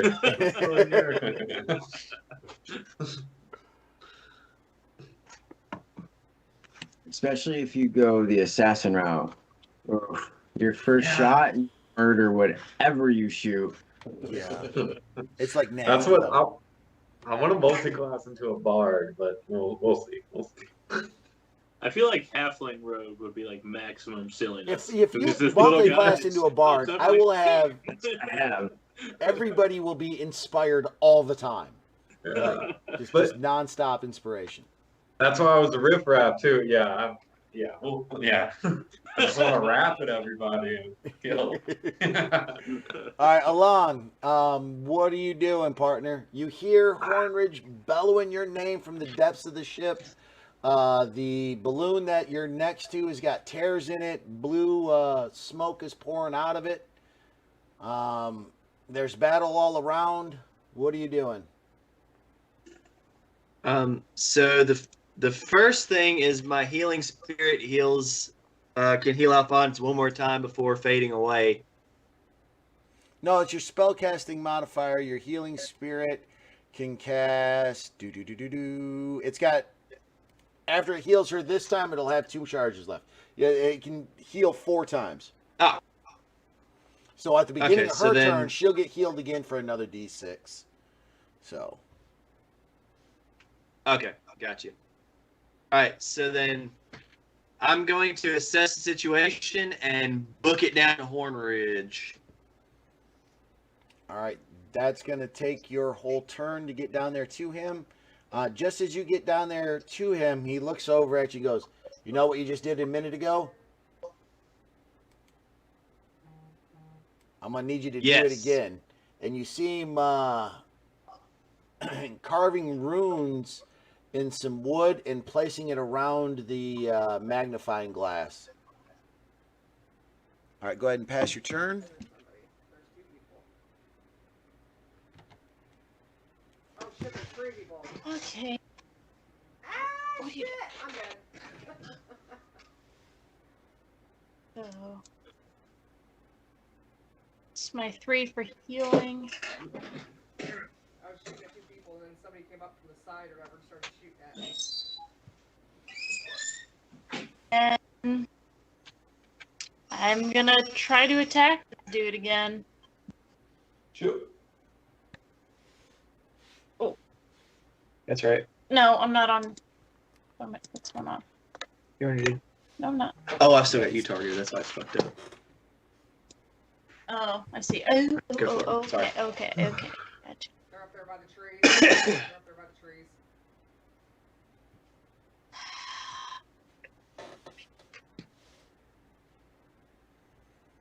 Okay, well, that's all I can do.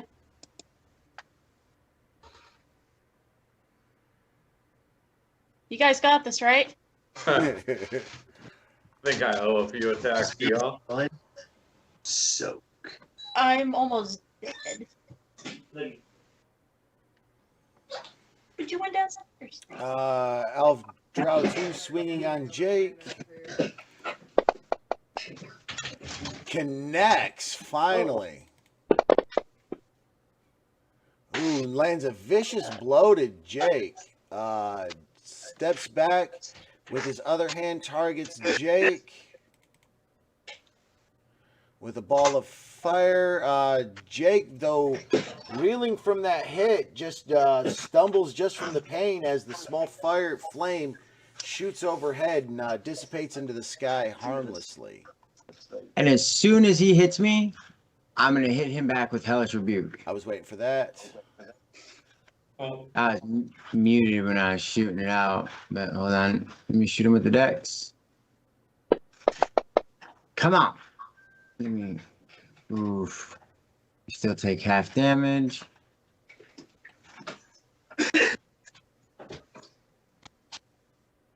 You're killing me, Smalls. Are you Not killing me. serious?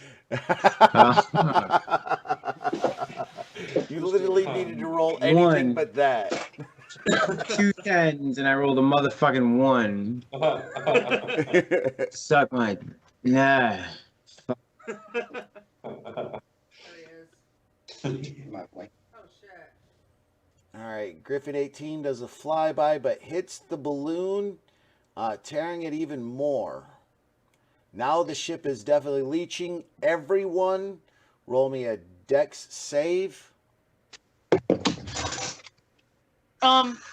Question. Since I see this, does my danger sense work for this? Holy shit. Yes. Okay. See, figure. How do I do? Well, I guess it's just advantage, right? Yeah, it's just advantage. So down there at the bottom left, just hit the advantage button and then do it up. That looked like it was stuck on a 2 for a minute That there. matters. Yeah. I was like, ooh, somebody just went diving to the sea. All right, so no, all of you are able to keep your footing as the Griffin slams into the side of the balloon and the whole ship shakes. And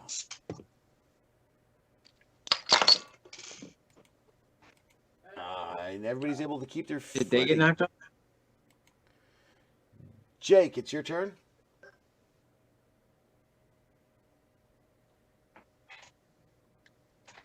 I'm mad. So now, let's see what. Stupid thing. None of you guys are that close to me. You gotta be fucking close. So I'm gonna shoot him with an Eldritch Blast. Okay. I'm trying to see if I can't push him off. Oof. God. Nice. Oh. Come on, girl. Get him. All right, so after that exchange of sword slashes and attacks, the elf warrior catches a vicious blow on your side, and then releases a flame of magic at you. You dance out of the way, but call upon your hellish rebuke for him to burst into flames. The rages of the fires erupt around the elf's body, and he screams in pain. But one eye just seems to be looking through the flames with bloodlust and revenge on its mind. As he takes one last futile swing at you, you easily sidestep, consolidating the energy from your Eldritch Blast in your hand, grabbing by the scruff of his shirt, and at point-blank range, relieve his head from his body in a smoldering hole. And you throw him to the ground. You have a movement left. That is correct. So, 5, 10, Really? 15. I need a gun. Hold on, guys. I don't have a fucking gun. Oh shit. That's 30. If I do the Yep. walking down the steps and all that. Alright, let me get here. Boom. Green sleeves, what are you doing? You can do it. Well, I take my responsibility as the pilot pretty seriously, and I don't like it when people are busting up my ship. So I'm gonna target this Griffin that's tearing into the. All right, you also have balloon. Jake still targeted, just to let you know. I knew it. Maybe I wanted to hit him too. Oh fuck, I forgot I had it.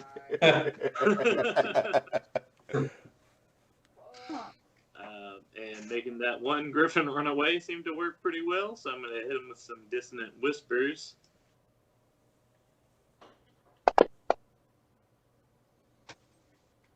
Your whisper is lost upon the wind. The Griffin didn't hear it. All right, well, that was, what I did. A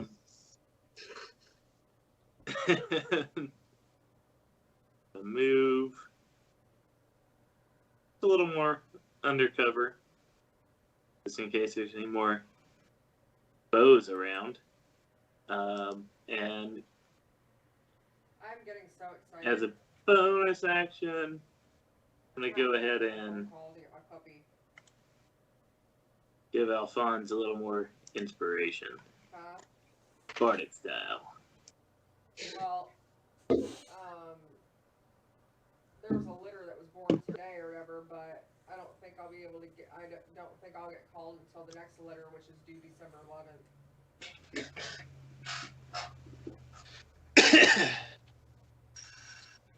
All right, so this elf 800. combo flies over here. I've already paid half of it or whatever. I'll pay the other half. His little crossbow can't do much. He's getting ready though to do something else. That's his Griffin, And the elite warrior. then my friend Sheena had called us, or well, contacted The us elite about- warrior smiles a vicious smile at Alphonse and Jeff just weren't having it, so we took him back in. dances forward, slashing, Here for the retirement home, so we got him back. and oversteps his bounds. The ship seems to shift just at the last second, almost as if fate had stepped in and intervened. For if the ship had not shifted the way it did, Alphonse, you know that that blade would have struck your throat, dropping you dead where you stand. And that way, He like, growls under his breath. because we wouldn't want another puppy or whatever for a couple By of the days. Emerald Queen, you will die. Then getting this new puppy, we don't want to have 3 dogs. Griffin 12, after taking a vicious hit from an arrow out of nowhere, springs into the air and then starts circling back around to come do a flyby attack on the balloon. Riff, what do you do? Oh, the same old shit. I am going to pull out my trusty bow. Sneak attack. On this wait list for this one since March. You'd think I'd be able to find it. Okay, yeah, there we go. And I went on the wait list for both. of them shoot. today. Oh, Jesus. And for this wait list I was on since May. And I have to get it now. back to my old self, I will hide. By the end of January, Um, beginning of February. Hopefully, if I get if there's And- one out of this sorry, list, guys. because we may not pick one for the pass if we don't want one of them. All right, Alon, you are down in the hold, standing there next to Hornridge. He has finished up crafting some strange runes on a circular piece of wood. It seems to fit perfectly around the magnifying glass. He looks at you, covered in sweat and soot. The engines are, the engine to the right is just pumping out strange magical gas. The engine to the left is just pumping out massive amounts of heat as he continually shoveling coal in. He looks over at you and says, this is going to hurt. If you can shield this with your magic or find a way to restore our flesh as it is being burned off, now would be the time to do such a thing. For when here in about 6 more seconds, I'm going to need you to focus your energy into this magnifying glass and release a burst of that fractured light. You look over at the gauge and you see that it's hemorrhaging gases faster than it can keep the balloon going.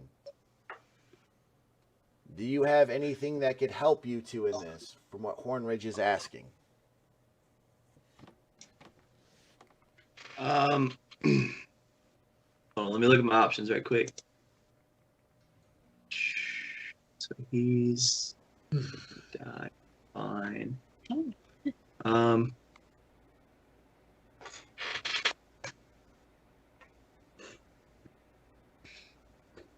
So I'm gonna.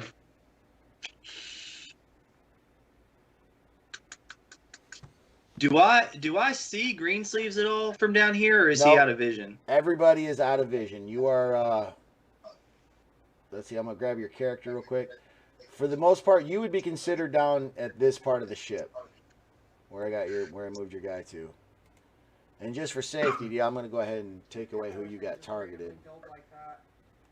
Okay, yeah, that's a smart move because I'm really bad about that. Yeah, I got you. But yeah, your character is towards the back of the ship.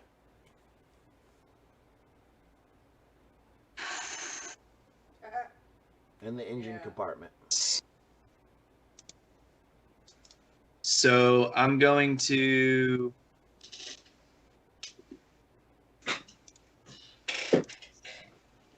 So starry form. Whenever you cast a spell using a spell slot, restores hit points to a creature. You're another creature within 30 feet. Regain hit points equal to 1d8.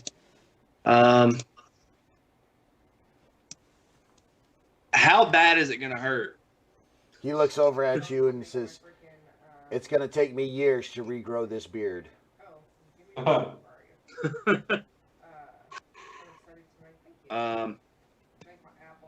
You did it once, you can do it again. And I'm gonna shine the light in the magnifying glass.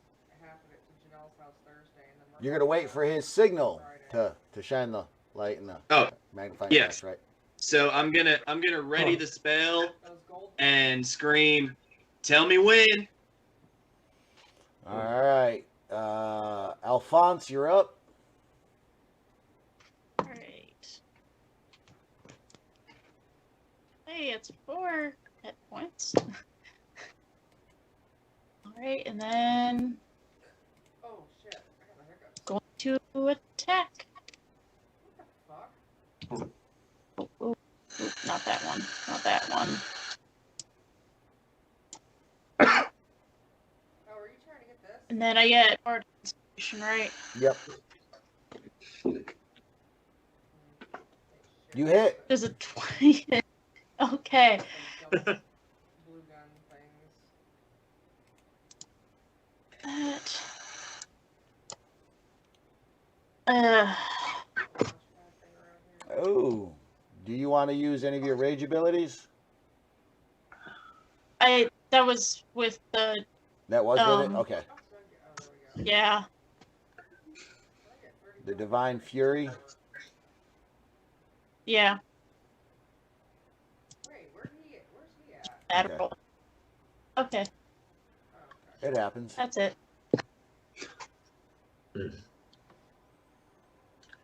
Griffin 18 is now riderless. My freaking computer share the way I do because. It flies under the ship I'm trying to pick that up. Sorry. and then flies off to the I east. grabbed it because I walked through it. I sit Indian style at my desk, and my knee is always bothering me Jake. now. She grabbed that med kit. From your point of vantage, you see that there's one Griffin flying at the back of the ship. There seems to be only one other Griffin, one Griffin and rider flying at the back of the ship. Off to the side, you can definitely see that Alphonse is struggling against this warrior. Yeah, that's what I'm focusing on. I think I'm gonna Misty Step over just behind the Drow Warrior. And grapple her. Shut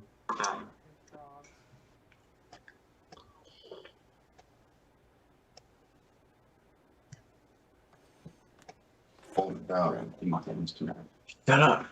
Don't tell my secrets. I don't like where this is going. What are you doing? What I just said. I'm gonna Misty Step behind her because I can Misty Step 30 feet. Right there's 30 feet. Super slow.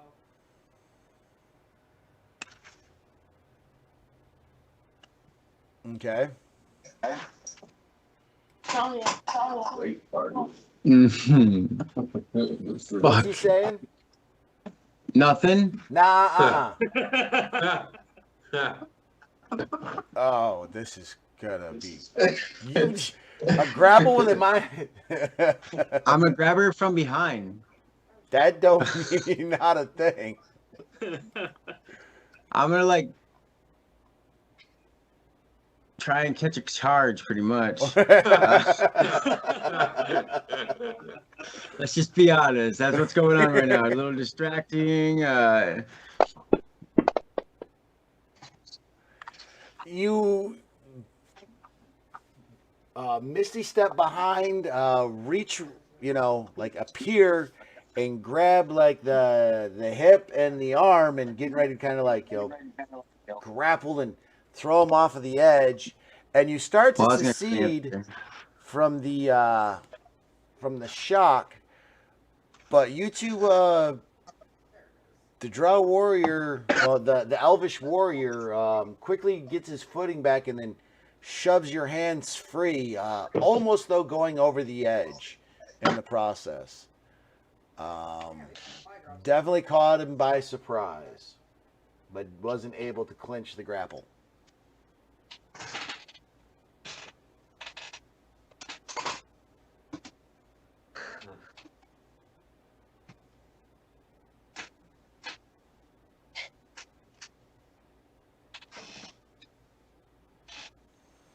You got anything left? If you're saying something, Yes. okay. I'm bonus action Hexblade cursing him. That's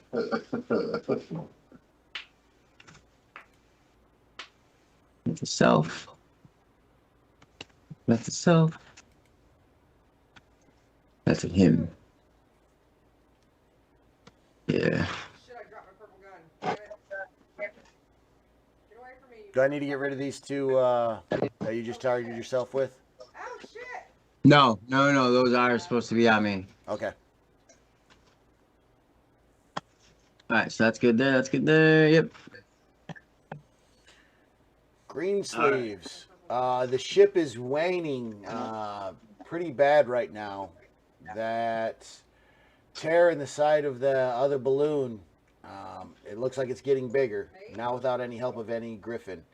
The ship is definitely listing now as the left side is starting to rise up, and the right side is unable to keep up with the left side. The ship is doing this number as the one balloon is starting to go up and the other balloon can't keep up with it. All right, so I remembered what Griff said about need to move away from where the riders are coming from, but I didn't notice which direction they were coming from. So, two questions.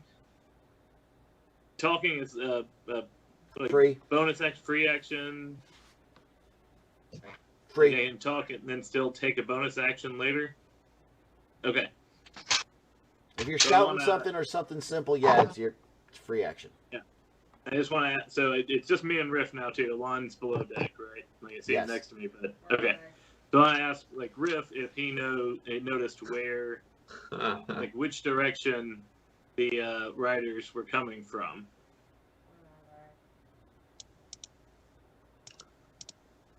And I say, I remember them saying east. I don't remember if that was coming from or going to, which I feel like is a pretty important point. And so I'm gonna take a gamble on that and figure that he meant that they're coming from the east. 50-50 shot.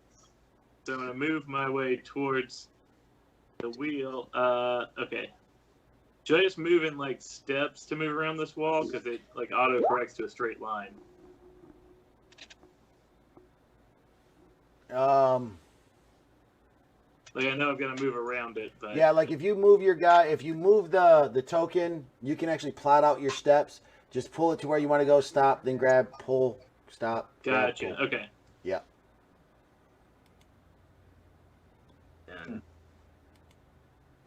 And it's lagging for me. I think that was like 15-ish. 5, 10, yeah, 15.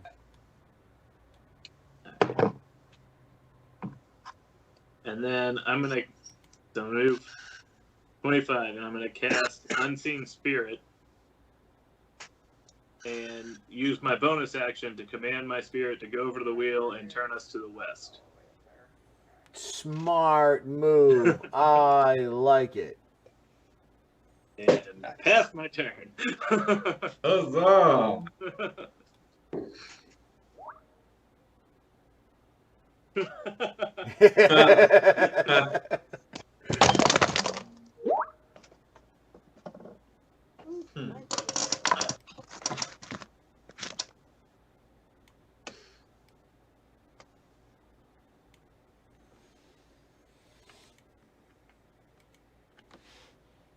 One of the drows come flying by, a strange crossbow attachment to his arm. Takes aim at Greensleeves and lets a bolt loose. Slamming into him. Oh, dropping him as he comes up and releases his magic to do that. The wheel shifts, turning the ship to the right. He looks up just in time as a small bolt rips through the air, through the rigging and all, and slams into his chest, penetrating his armor and puncturing a lung. After a couple of quick gasps a breath. He falls to the ground. Ruh-roh. The elite warrior, seeing the Jake appear behind him, takes his dagger, his weapons, and unleashes them on Jake, not paying attention to Alphonse.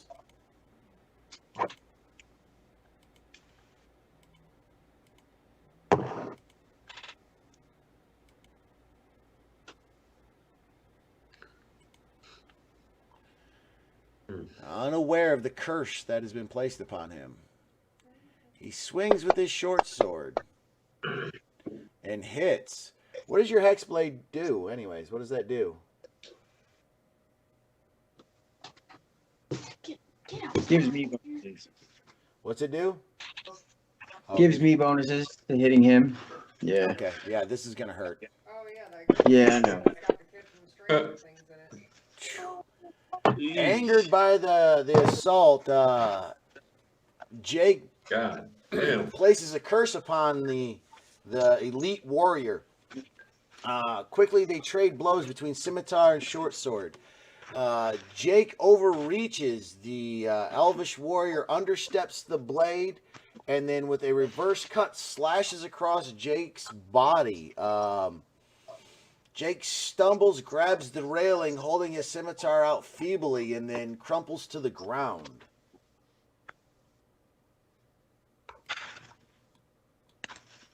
Dropping his scimitar into the balloon below him. I was just going to say you have a death grip on it. Yeah, it seems good. Yeah. Support that. All right, this Griffin Dropping it flies brutally. by. Again. That's 2 out of 5. Yeah. Riff. Oh. I can't allow somebody to be a better bowman on this airship than me. Can't stand for that. To get a shot at that warrior up there that's taking out your compadres, you're going to have to move. Also, you're targeting yourself currently. Yep. Yeah, I noticed that. Hey. All right, so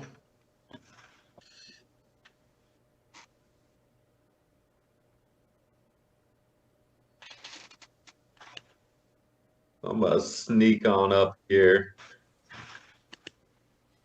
on top of the airship.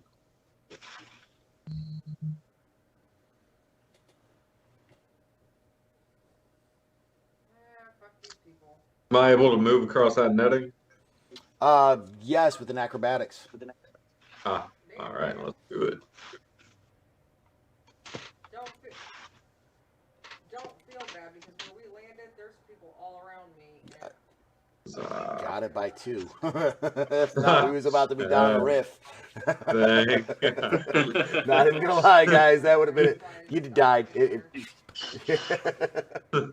They're just falling into the water below. Yeah, All like, right. you know, a quarter mile down. No. All right. Then. Newest highest diving record in the world of Brewtania ever recorded. Yeah. Old acrobatics, yeah.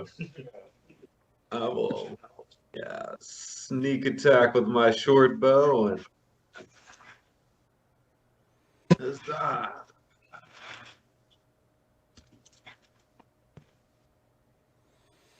All right, added roll one more d6. Because you don't, I don't know why it's not 2d6 by now. Yeah, I'm not, Oh shit, you rolled damage again. I did. Oh shit, my bad. So just -4 from its damage right now. oh shit, where's their All right, wrong way? What's up, man? damage done to him. Damn. All right, Riff, that's your movement and everything. That's my move. I'm trying to see if I can use whales from the grave. I don't think so. It's You can hit Within that 30. Griffin with it. Is he within 30 feet of the first of the creature? 5, 10, 20. Yeah, looks like. I think he's Yeah, he's is that 25. You're good. 25? All right. Yeah. So that's just 1d6. Throw a whale at him. Sure. Oh, the whales. From the ocean, bitch. The whale joke. It's a killer whale. Ah, damn it. Right there. Those of you that are not, are you done, sir? Oh, yeah. All right. As soon as it's your turn, you release the magic that you are storing up into the magnifying glass and the crystal. Everyone that is still standing, roll me a dex save. Do I get advantage on this one? You went to go roll. Yes. Nice. Yes to the advantage. Yeah. Yes. God.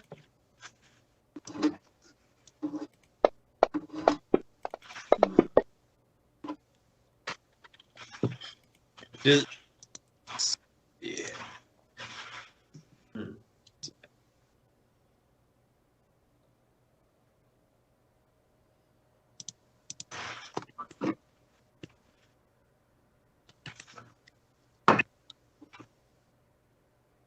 All right. So, Alon, you focus your energy in your starry form. You refract the light through your own starry form a handful of times before you emit it into this strange magnifying glass. The quick runes that were inscribed around it burst into flames as the energy condenses and then shoots into the crystal. The moment it does, the balloon on the other side instantly inflates to compensate for the loss, but the extra energy is cycled through all three propellers as the airship lunges forward, throwing everyone to the ground. Everyone past your deck save is able to keep your footing. The the Elvish warrior that you've been doing battle with, grabs the railing and is standing there, holding fast from years spent at sea. He makes eye contact, but quickly, though, the distance between him and his Griffin is growing greater and greater at the moment, as its Griffin is unable to keep up. He points his blade at Alphonse and says, "Remember Golden Mane, the scourge of the seas. I will see you again and finish you off." Leaps into the air, into the clouds, free falls as his Griffin lands underneath of him. In the distance behind you, Alphonse, you see the two Griffin riders that are remaining floating there, getting ever smaller and smaller. What is going to happen to our crew? What is going on with them? They had just run into their first taste of what is out there in the beyond. Griffin riding elves. Very territorial. Will they survive this crash? Will they make it to the island ahead of them?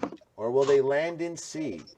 Come back here in about 10-15 minutes to find out. It's Thursday Night Brew. I'm DM4 Stillwater, and I hope everybody's enjoying themselves.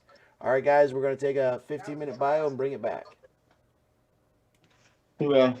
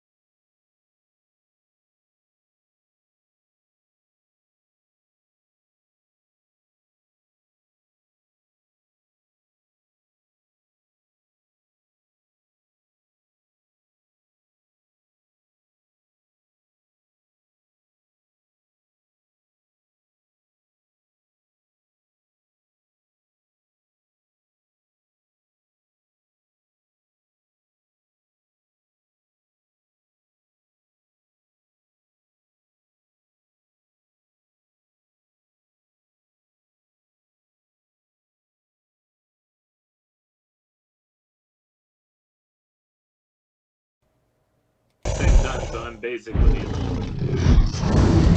almost dead situation, yeah? Yeah. Say hi, Green Sleeves. Do it? Just say hi. Hi. Say hi, Riff. Hi. Say hi, Alan. Hi. Say hello, Alphonse. Hi. All right, and that is the players that have survived to the second part of tonight's Thursday Night Brew. Our player who had to take care of Jake. Life, how it goes, man. Sometimes you can game, sometimes you can't. He had to go ahead and cut out, but we're going to go ahead and take care of his character and see what happens. So, players, we find ourselves on an overpowered dirigible screaming through the air.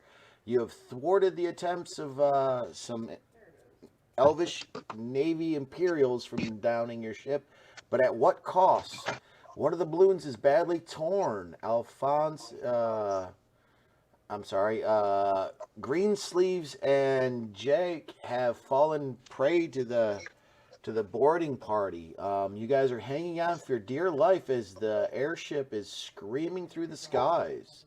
What do you guys do?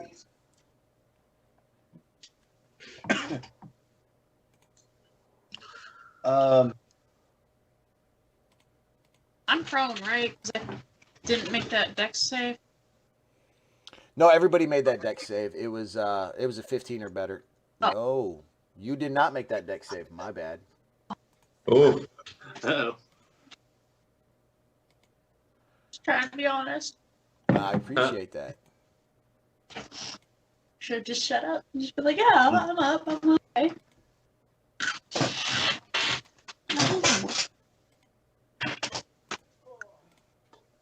I mean, while we're being honest, since I died after telling my unseen servant to turn us west, does it keep turning us west, or does it do that and then stop? It does that and stop. And since I'm pretty sure your unseen servant is a concentration spell, since you died, your concentration failed, or dying, your concentration has failed and it dissipated. So at least though it cranked the wheel to the west just before you guys took off. So its actually duration is 1 hour.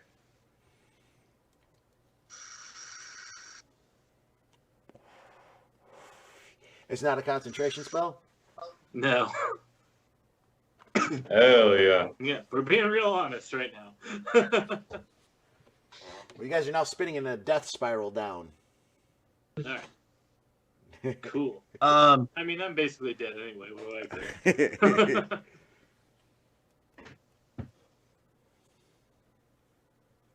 I'm gonna run up and assess the damages and look.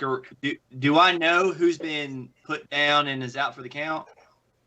I'm going to go ahead and put everybody's tokens back on the map. Share the map again with everybody. You guys can go ahead and decide what you do. You have 1 round to make your decisions. So you get a double move or an action and a move to decide on your fate. I'm gonna heal our fucking pilot and tell him to get to work. All right, so go ahead and cast your healing spell on. I'll move your guy. This is kind of cutscene stuff, so I'm not going to be particular on exactly feet of movement. All right, so control. Aaron, you're our pilot, right? Yeah, man.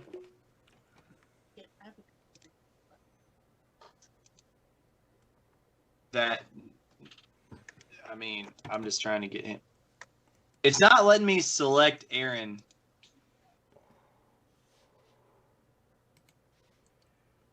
Try now.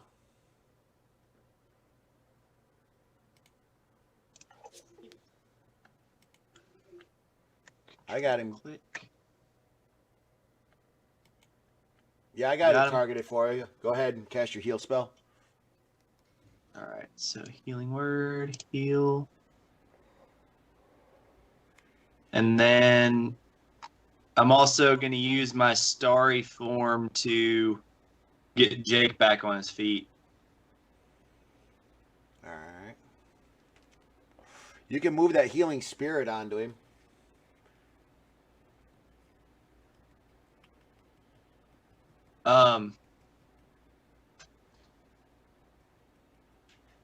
Would that heal him if I move that on him? Yes. Okay. Yes. So then I'll move that healing spirit on him. And I'll still pull the fight tracker, see who else is hurt. And then Alphonse needs healing, so I guess I'll use my chalice on him then if you're I'm out of moving the healing moves. spirit. Moving there, Okay. casting that spell, and moving that other spell is all you can do this round. All right. Yeah, I was trying All right. to do Yeah. something. Sweet. So then I'm gonna tell Aaron to get this plane under control, or get this dirigible under control, man. Dirigible. Oh God. Okay. All right, so that's what you do. Riff, what are you doing? Guess, yeah, just kind of wandering around the perimeter and seeing if there's, if everyone's gone. I mean, Greensleeves is back alive. I can't heal, so yeah, I'll wander on the deck near the wheel and speak with Greensleeves and Alon just to see how just kind of do a check here on the folks. There ain't nothing wrong with that. All right, Alphonse, what do you do? So Jake's up now, right? Yeah, the magic is washing over him. He's groaning, trying to pick himself up out of the corner. Okay. Well, I'm gonna get up and head to the middle of the ship. All right. Go ahead and move your character you want it to, and I'll okay the movement. And then Greensleeves. So go ahead and move your character to where you want him at, and then I'll okay the movement. All right. All right, Sammy. So I want to start by, bonus action telling my unseen spirit to right the course, and then looking out in front of us and seeing if there's anywhere we can land in front of us. Yeah, I have to. All right. So you move over. You tell your unseen servant to do that. The pressure is too much. Your unseen servant is not strong enough to right the rudder. All right, so I want to move forward and take control of the helm myself. Roll a pilot check. Pom pom pom.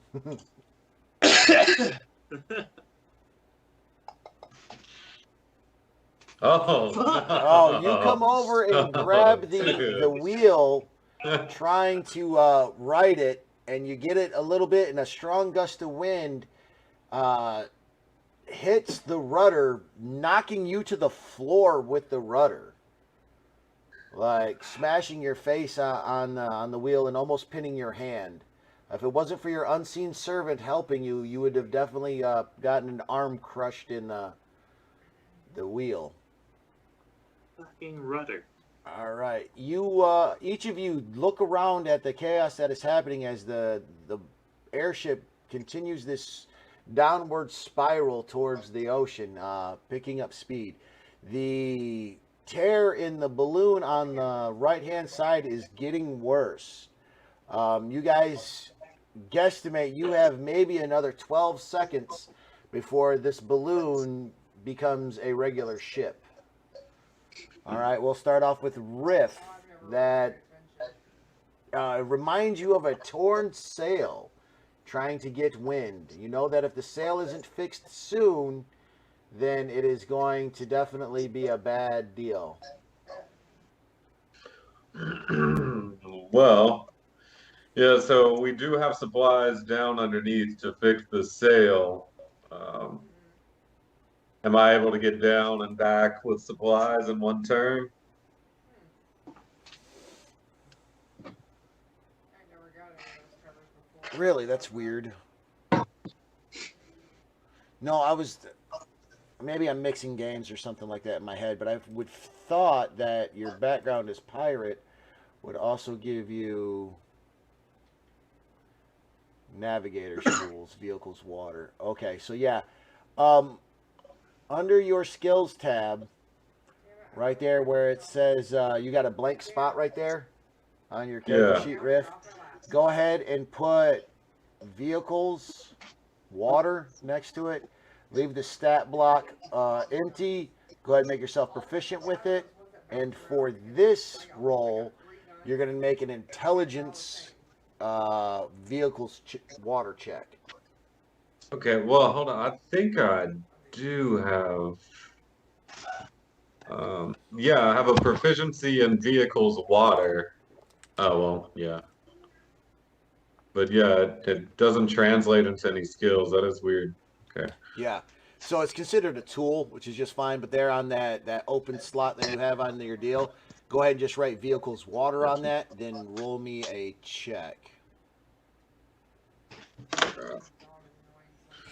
All right. That Golden Oak Ale is definitely Hit the spot. hurting.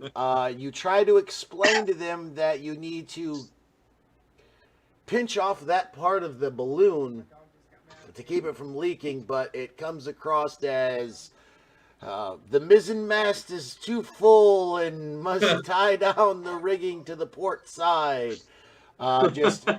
Riff just unleashes this bunch of seafaring jargon, and he's pointing at the balloon like he has an idea, but the rest of you are, what? Like, Y'all get it. all right, along. All right, you still got a movement action left there, Riff, if you want to move around somewhere. Yeah, I'll move more in towards the center here. You put sharks back in this? All right, Alon, what are you doing? I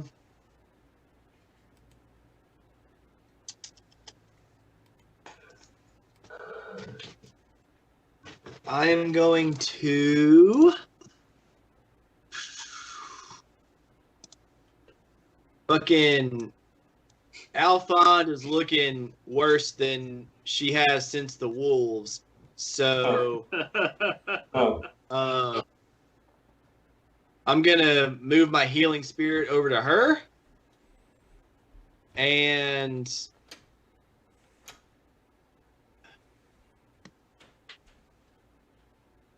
then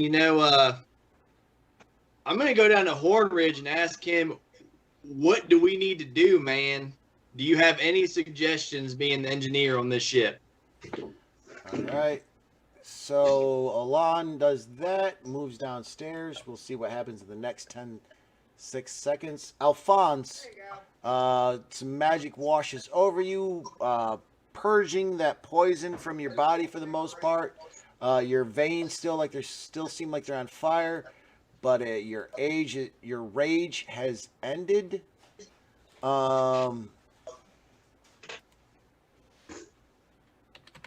Cool. Yeah.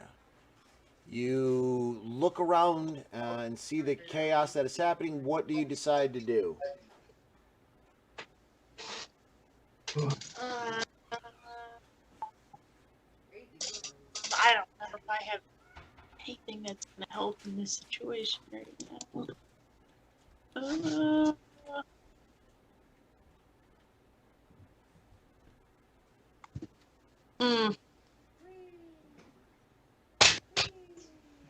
Well, Oh shit. I didn't land in the water. Well, I didn't land on the water.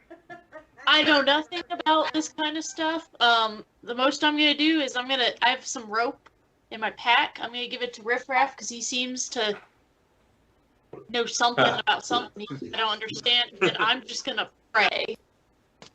Something about something. All right. Jake comes running to the center of the catwalk on this side, and he points towards the other balloon on the side, and you hear him yell, "You gotta close the tear.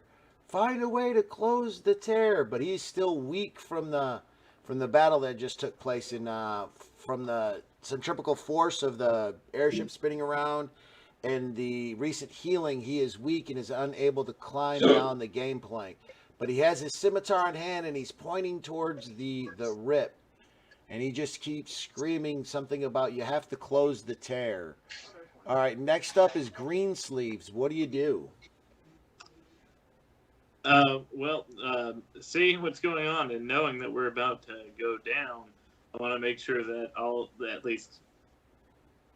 of my compatriots I can see have been are ready and are inspired to deal with whatever comes next. So I'm gonna first use Bardic Inspiration on Riffraff, and then, having sung my song of encouragement and used it to pump myself up, I want to try again to right this ship.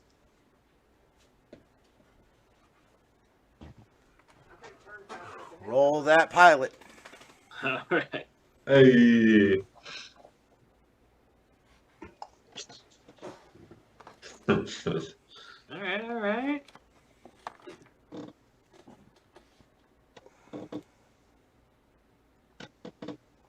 Did y'all see that, or did I just get booted from the server? Doesn't say getting booted yet.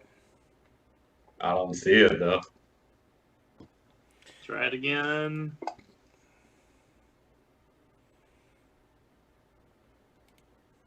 Yeah. Nope, I just got booted. That's super cool. Great. All right, well, hey, roll it there in person and let's see what happens. It's your own dice at this. This has nothing to do with no computer program. This is all you, buddy. Yeah. 16. Oh! Hey. Looking at the horror on his friend's face and realizing that if something isn't done quickly to right this airship, you and the sea will become one quickly. You reach deep within yourself, grabbing a hold of the ship, and then you lean into the turn where the rudder isn't so rough, and then quickly with you and your unseen servant, just start cranking the wheel in the opposite way. The ship lurches as the pressure and the momentum from cutting to the right so much finally stops, and the ship does a quick turn around. All the groaning and wear and tear on the ship can be heard as rigging starts to snap and other parts of the ship start to break underneath the pressure. You look around knowing that if you don't do something about that tear soon, you're going to definitely lose the whole ship. But at least now you've righted yourself, and instead of a death spiral, into a descent. Not slow, but a descent nonetheless. Even. Well, leveled off for the most part. All right, so Greensleeves gave you guys another round to try to figure this out, at least. If not, you guys are going to go into the water right there. Not even going to lie about it. All right, Riff, what are you going to do? You've got some rope in hand now, and you're looking around, and you see, there's happens to be a barrel of supplies and other ropes and things right there near the edge. You're formulating a plan in your mind. Let's roll a vehicle's waterborne check and see if your thoughts come together.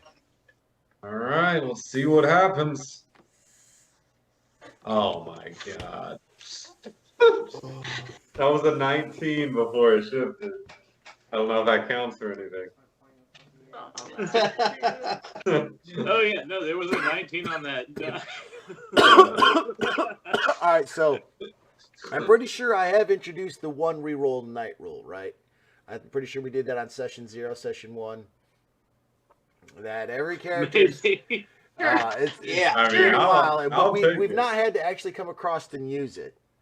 Riff, you can rely on your fellow patrons to figure this out, but you've got an idea right there at the front of your head. You just can't put it to words to make it work.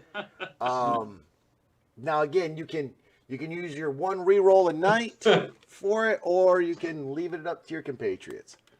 I'll use my one reroll of the night to get that 19 that was stolen from me. That was like, somebody bumped the table, damn it. Yeah, bullshit. It was a 19 for sure. Hey! All right. Finally, the words come together and you formulate a plan. It's kind of like, when a sail has been torn and you still need it to work. So what do? You make it a bit smaller to get past that tear. In your mind's eye, you figure that if you can get this rope and pinch that balloon off past the tear, you might be able to hold some more pressure into it. But you know for a fact that you're going to need Alphonse's strength and yours and your dexterity to try to loop that rope around that giant balloon. So now you know what you need to do. All right, it's going to be a dexterity check to get that rope to work, and then it's on you on how you want to describe what you got to do next.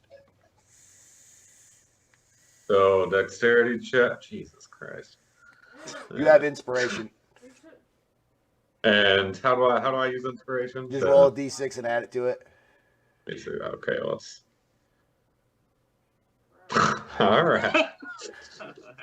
So you get the rope, you get a nice lasso on it, and the wind at first is messing you up, and then finally you lead it into the wind and you throw it, and but unfortunately the angle that you're at, you can't tell if the rope is past all of the tears or not. You think it might be, but you know that you do not have nowhere near the strength to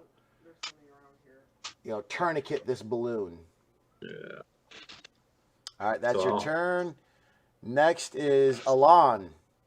Hornridge is down there, and you see him, scrambling as he's pulling valves and pulling levers and opening valves, constantly readjusting the balance of the two engines as he desperately tries to keep the pressure in them the same to keep the ship afloat. He looks back at you and says, there's canvas. Quick, grab it. If you know any magics of the mending, use them. Quickly, fix the balloon before we all die. All right. I'm going to...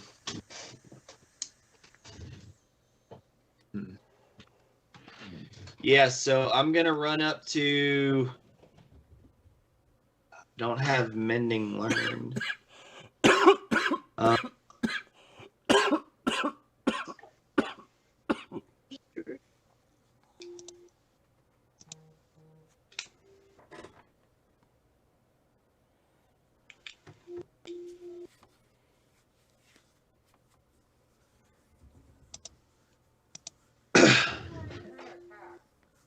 All right, I'm going to run up and see if I can mend the balloon. I don't have mending learned though, so I can't do that. Did you see him?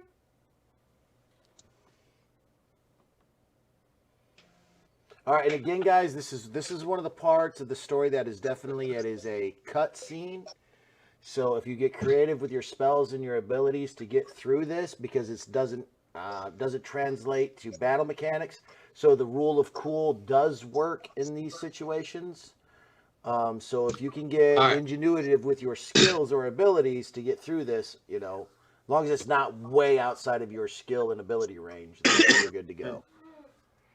All right, roger that. I'm gonna run up, and I'm gonna remember that I came from the fucking woods, and I'm gonna cast Entangle on that hole in the balloon and see if I can squish it together.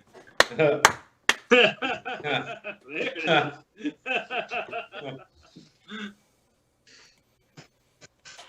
All right. Riff, you come over there and you get that set, and you're making eye contact with Alphonse as you're getting ready, to yell her over. Greensleeves is battling with the steering. Jake is stuck over on the other crow's nest, so wounded from battle. Alphonse starts to make your way towards Riff when Alon comes barreling out of the the lower decks, large piece of canvas in hand, looks at everyone and then sees the situation. His starry form leaves his body violently, and you can see that he's quite shaken. But all of that energy that was normally cascades around his body in his starry form, all pools into his hands as he's looking like he's raising his hands up to take a drink of water.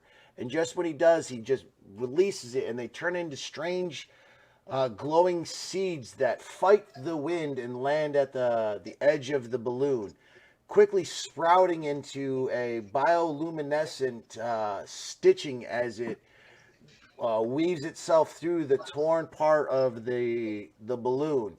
The stitches are not perfect as more magical air escapes, but that instant that last one starts to cinch closed, the balloon starts taking more air and the speed starts to slow down from the descent.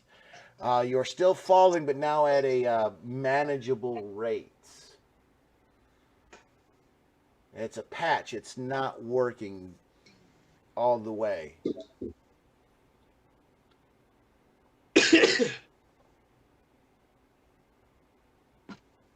What are you guys going to do?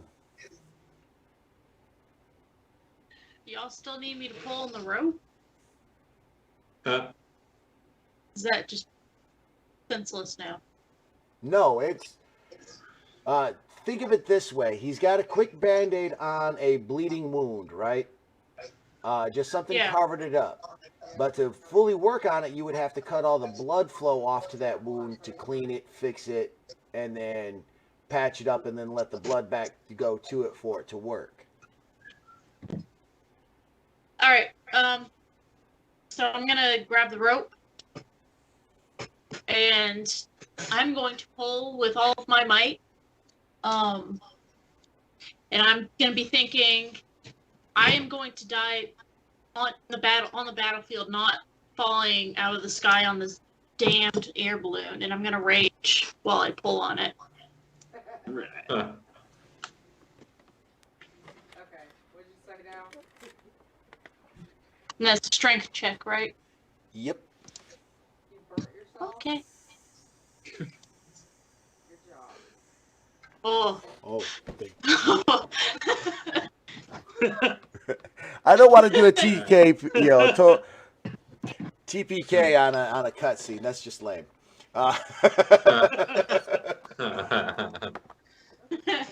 So with all of your might, realizing that you are not going to die on, lost in the clouds on some, artifice made contraption, and how you feel Titan would be upset at your actions to die here.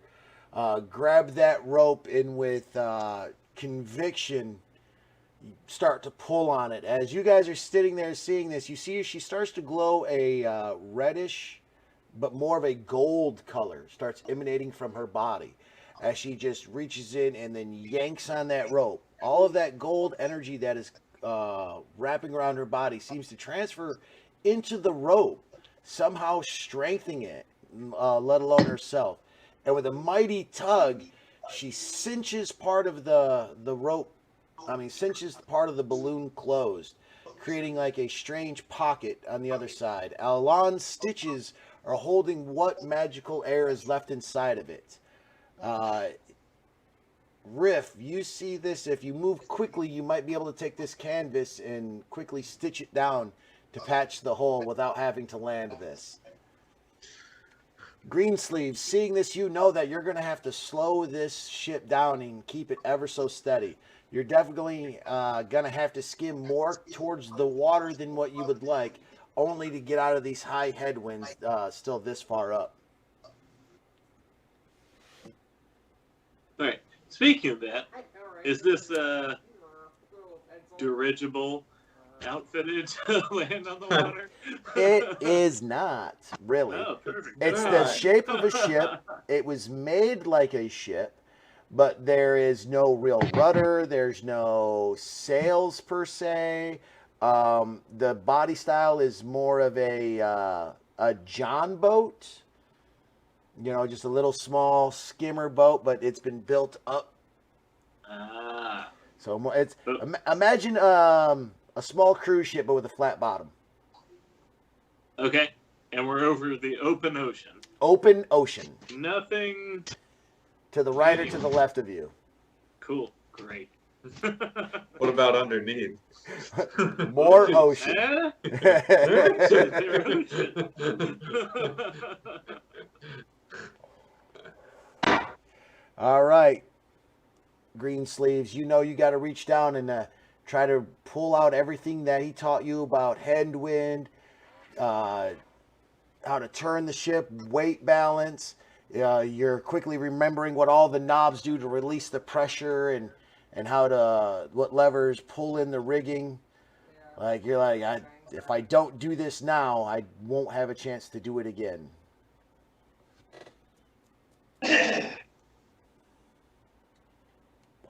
Would you like to take a second to inspire yourself before you make this decision? Yeah, you know what? That is what I was thinking. Yeah. I want to know what your mental speech is in your head right now before you do this to gain your inspiration. I'm just gonna quickly, hum to myself. Here's to the night you felt alive. That's what inspires me. I'd like to attack green sleeves.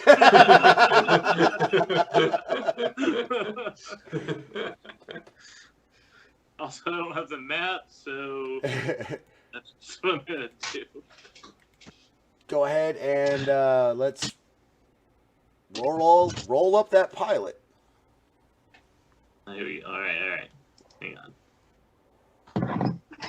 Now that I have the map. Here's to the night we felt alive. Your mic's still on. Yeah, I know. Ambiance. The ambiance. I like it. The ambiance. It's goddamn casual over here.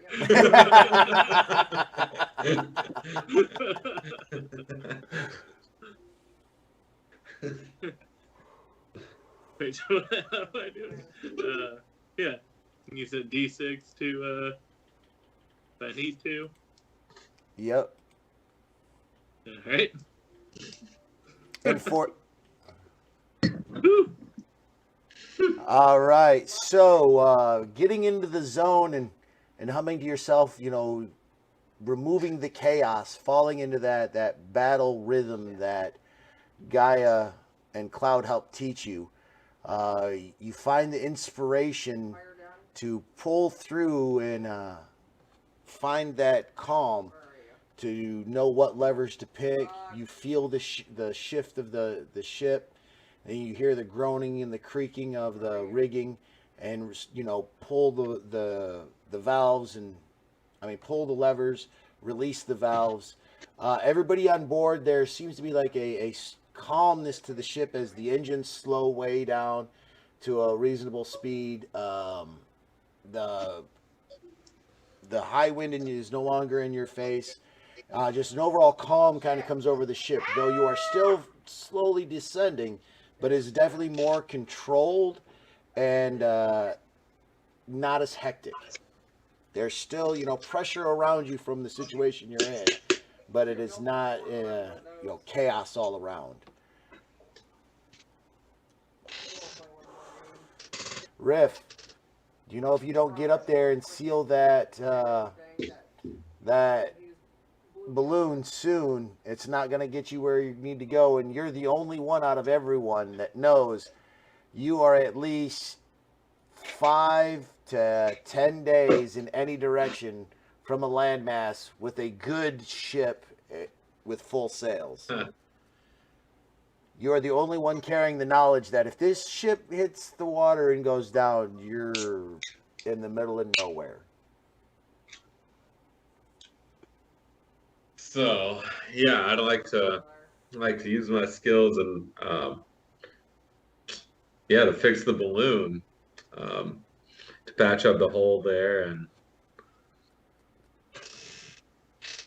because I know that we would be sunk if we fell. So do I have any gear to really like fix the patch or patch it up? Yes. From the spare parts that are in the ship that Alon brought running up with, when he used his magic to stitch it shut, he brought repair supplies. All right. So yeah, I'd like to jump up on that project and get that taken care of. So Just jump up on the project. All right. I would like to get started, please. How should I verbalize that? What's a cool way to say that? Man. Oh, pip pip, cheerio. Damn, why is it so fancy? All right. So to accomplish this task, you will have to crawl across the catwalk up at the top, over the side, and shimmy to the side of the balloon. I'm going to draw a little arrow to show, or I'm just going to box it where it's actually tore at. Oh.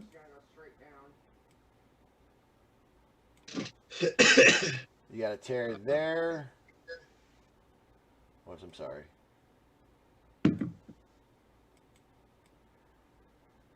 Yep. That is where the balloon is teared at. All right. All right, that is on the curvature of the balloon. Luckily, though, pointer.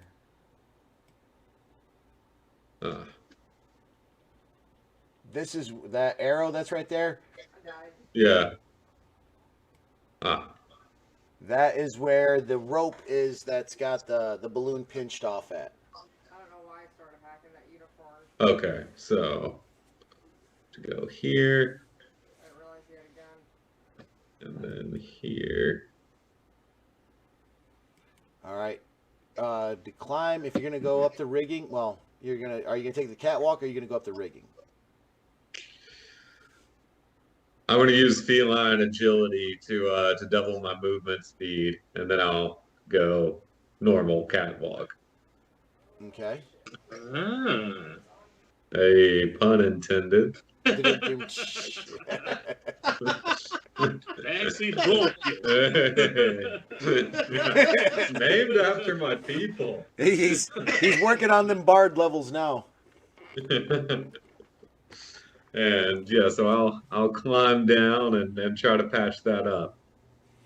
All right, roll me a vehicle's water, then and Hey. Jesus. okay. Okay. All Yikes. right. So you are not doing a good job. Roll me an athletics check. An acrobatics check to hang on up there. That should work. All right. Yeah. Luckily, though, your stitching job is not that good. It's gonna hold, but luckily, though, you were able to bend and reach and keep your footing, so that you've got every single strand of that piece of canvas covering the hole. The stitches may be weak, but there is a lot of them. Now, the only next part that you have to do, though, is you got to climb back down and you got to get the glue to cover all of the stitches in the epoxy. That's going to make this part of the canvas part of the balloon to really seal it in. All right. All right, roll me an So I need to- acrobatics. All right. Easy enough. That's my best one. Oof. Thank God. Ooh. I sort of wish you just ended with You are not doing a good job.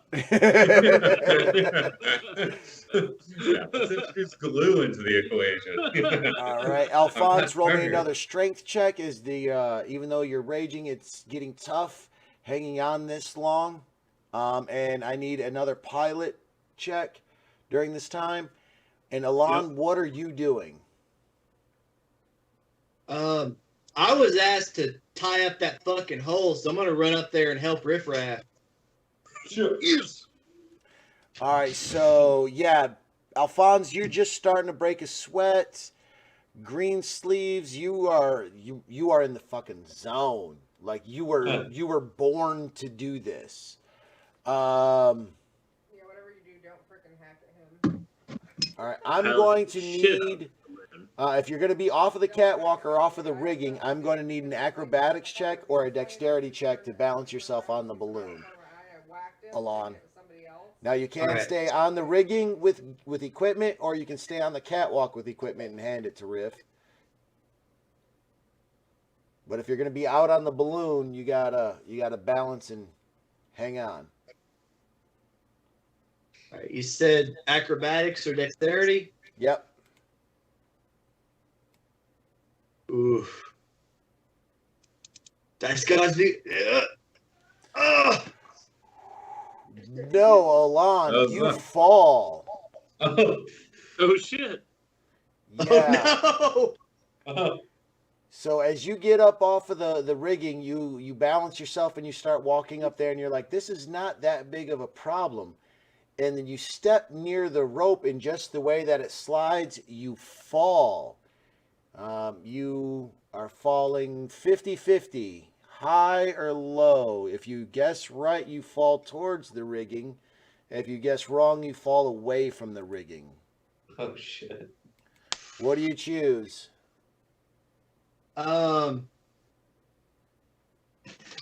This is a long. God damn it. Let's do high.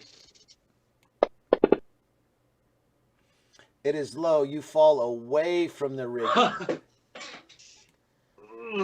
All right. You have a reaction to catch yourself. And Riff, you have a reaction to do something. All right. Your reaction What? is going to be an athletics check, Alon, as you are reaching, scrambling to grab the ropes and to hang on. Use the tail. Oh, Hey. Oh my he's God. on, but his feet are he's hanging on there, laid out across the balloon. All right, Riff, what do you do? Trying to be like the Wolverine. Well, I am gonna try to reach out and grab him and pull him up. All right, are you going to just reach out and grab him, or are you going to try to like strength or dex? Like, are you just gonna? Definitely, You're about to get on that boat. definitely dexterity. I'm gonna use the natural fall to like move it, use his momentum to pull him and throw him back on. Okay, roll me an acrobatics check. Acrobatics. Da, da, da. Hey. All right, so you see him standing up there and fall with your natural feline graces. You grab the rope that Alphonse is hanging onto and swing around. He falls. You grab the rope and your legs kick out.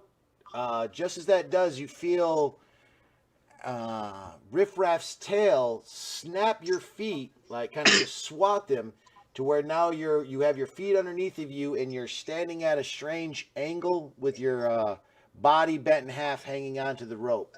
But easily though, you climb up from your iron-like grip from the near-death experience. I'm gonna tell Alon you are my second favorite kind. Or I'm gonna tell Riff Raff you're my second favorite kind of pussy, dude. Hey. I'm gonna say I should have let you fall, you weirdo. It's just us, bro. Oh, you guys look at each other. Alon hands you the glue and the other stuff, and slowly and The other carefully stuff. makes his way down. I need one more strength check from Alphonse, and if it's a go, we should be good to go.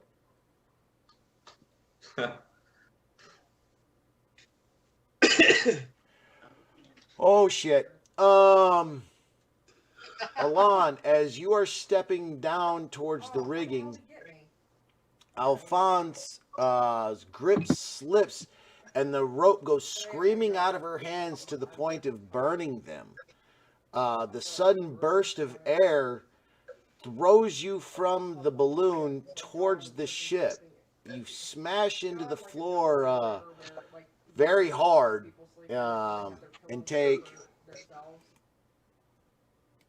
My dog was sleeping between 10 points of bludgeoning damage just from the force of the impact. All right, Riff, you are shot straight up into the air. I mean, 10 feet up into the air. You just imagine, like, you know, one of those, or you're on a trampoline and they just popcorned you. Oh, hell yeah. Like, just as soon as that rope slipped, all that pressure went into that end of the balloon at 100 miles an hour. What are you gonna do? What's your reaction? Cats always land on their feet, so. Yeah. I got 9 lives. So.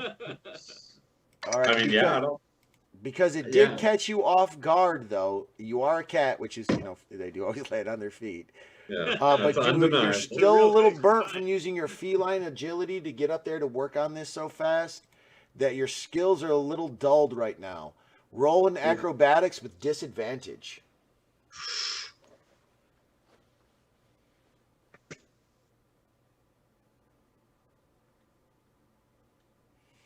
Shit.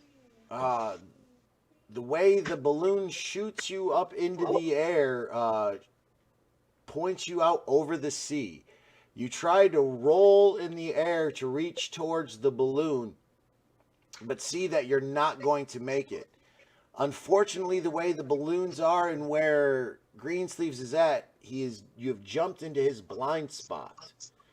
As you are screaming past the balloon, you make eye contact with a few on the deck. All eyes are on you as you start to plummet.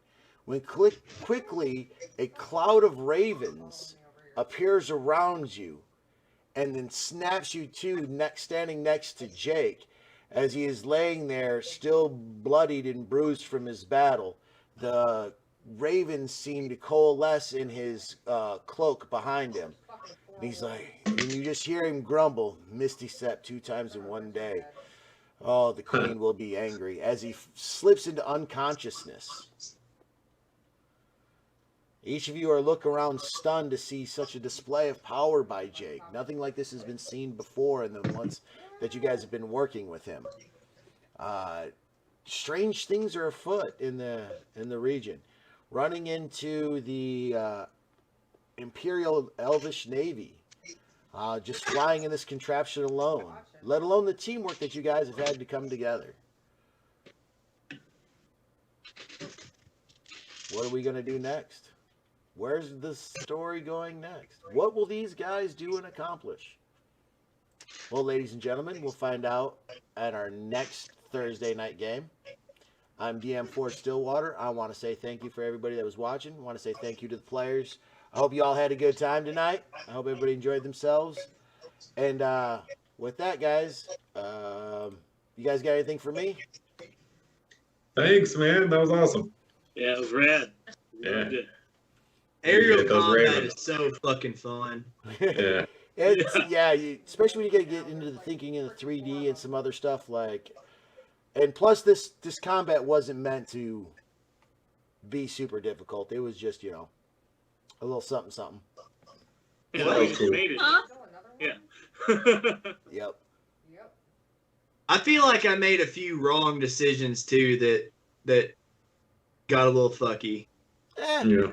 It happens. Which way, who turns what, when, where. I didn't expect that veteran to be that powerful. I will say that. Like, I went back over the logs and was looking at the damage that was done, and I was like, damn. And then I just realized, though, that I also rolled really high on the damage. Like, the damage that she could shake off, I rolled low on. The damage she couldn't shake off, I rolled really high on. And I was like, I fucked up. Oh, I fucked up. This was supposed to just be, like... character canonically just can't see shit. Like, yeah. He's just excited about everything and has no idea what's going on at any given point. Well, I figured if they got the surprise round on you, I figured it was only going to be 4 rounds of quick combat. Just like they were going to land, you guys were going to do some stuff with them, a couple of rounds of exchange, and then they'd get back on the Griffins, or you guys would scare the Griffins off, But then after they landed, and then she killed the first one off the rip, I'm like, oh, this battle's going to be great. We're good to go. But then when her and that veteran started tango and it didn't go anywhere, I'm like, uh-oh. Yeah. Uh-oh. I'm glad I finally got to use Unseen Servant. Like, That was a smart move. That was a smart move. I love the concept of that spell, and I've never gotten to use it, and I was so excited. Like, that was perfect. I like the way that played out, too, so... All right, everybody. Like I said, I'm DM Fort Stillwater. I want to thank you all from Triple J and tell everybody, happy holidays. Get ready for a Turkey Day, which means that, we don't play next week because it's the holiday. So the week after, we will be on. So like always, say goodnight, everybody. Good night, everybody.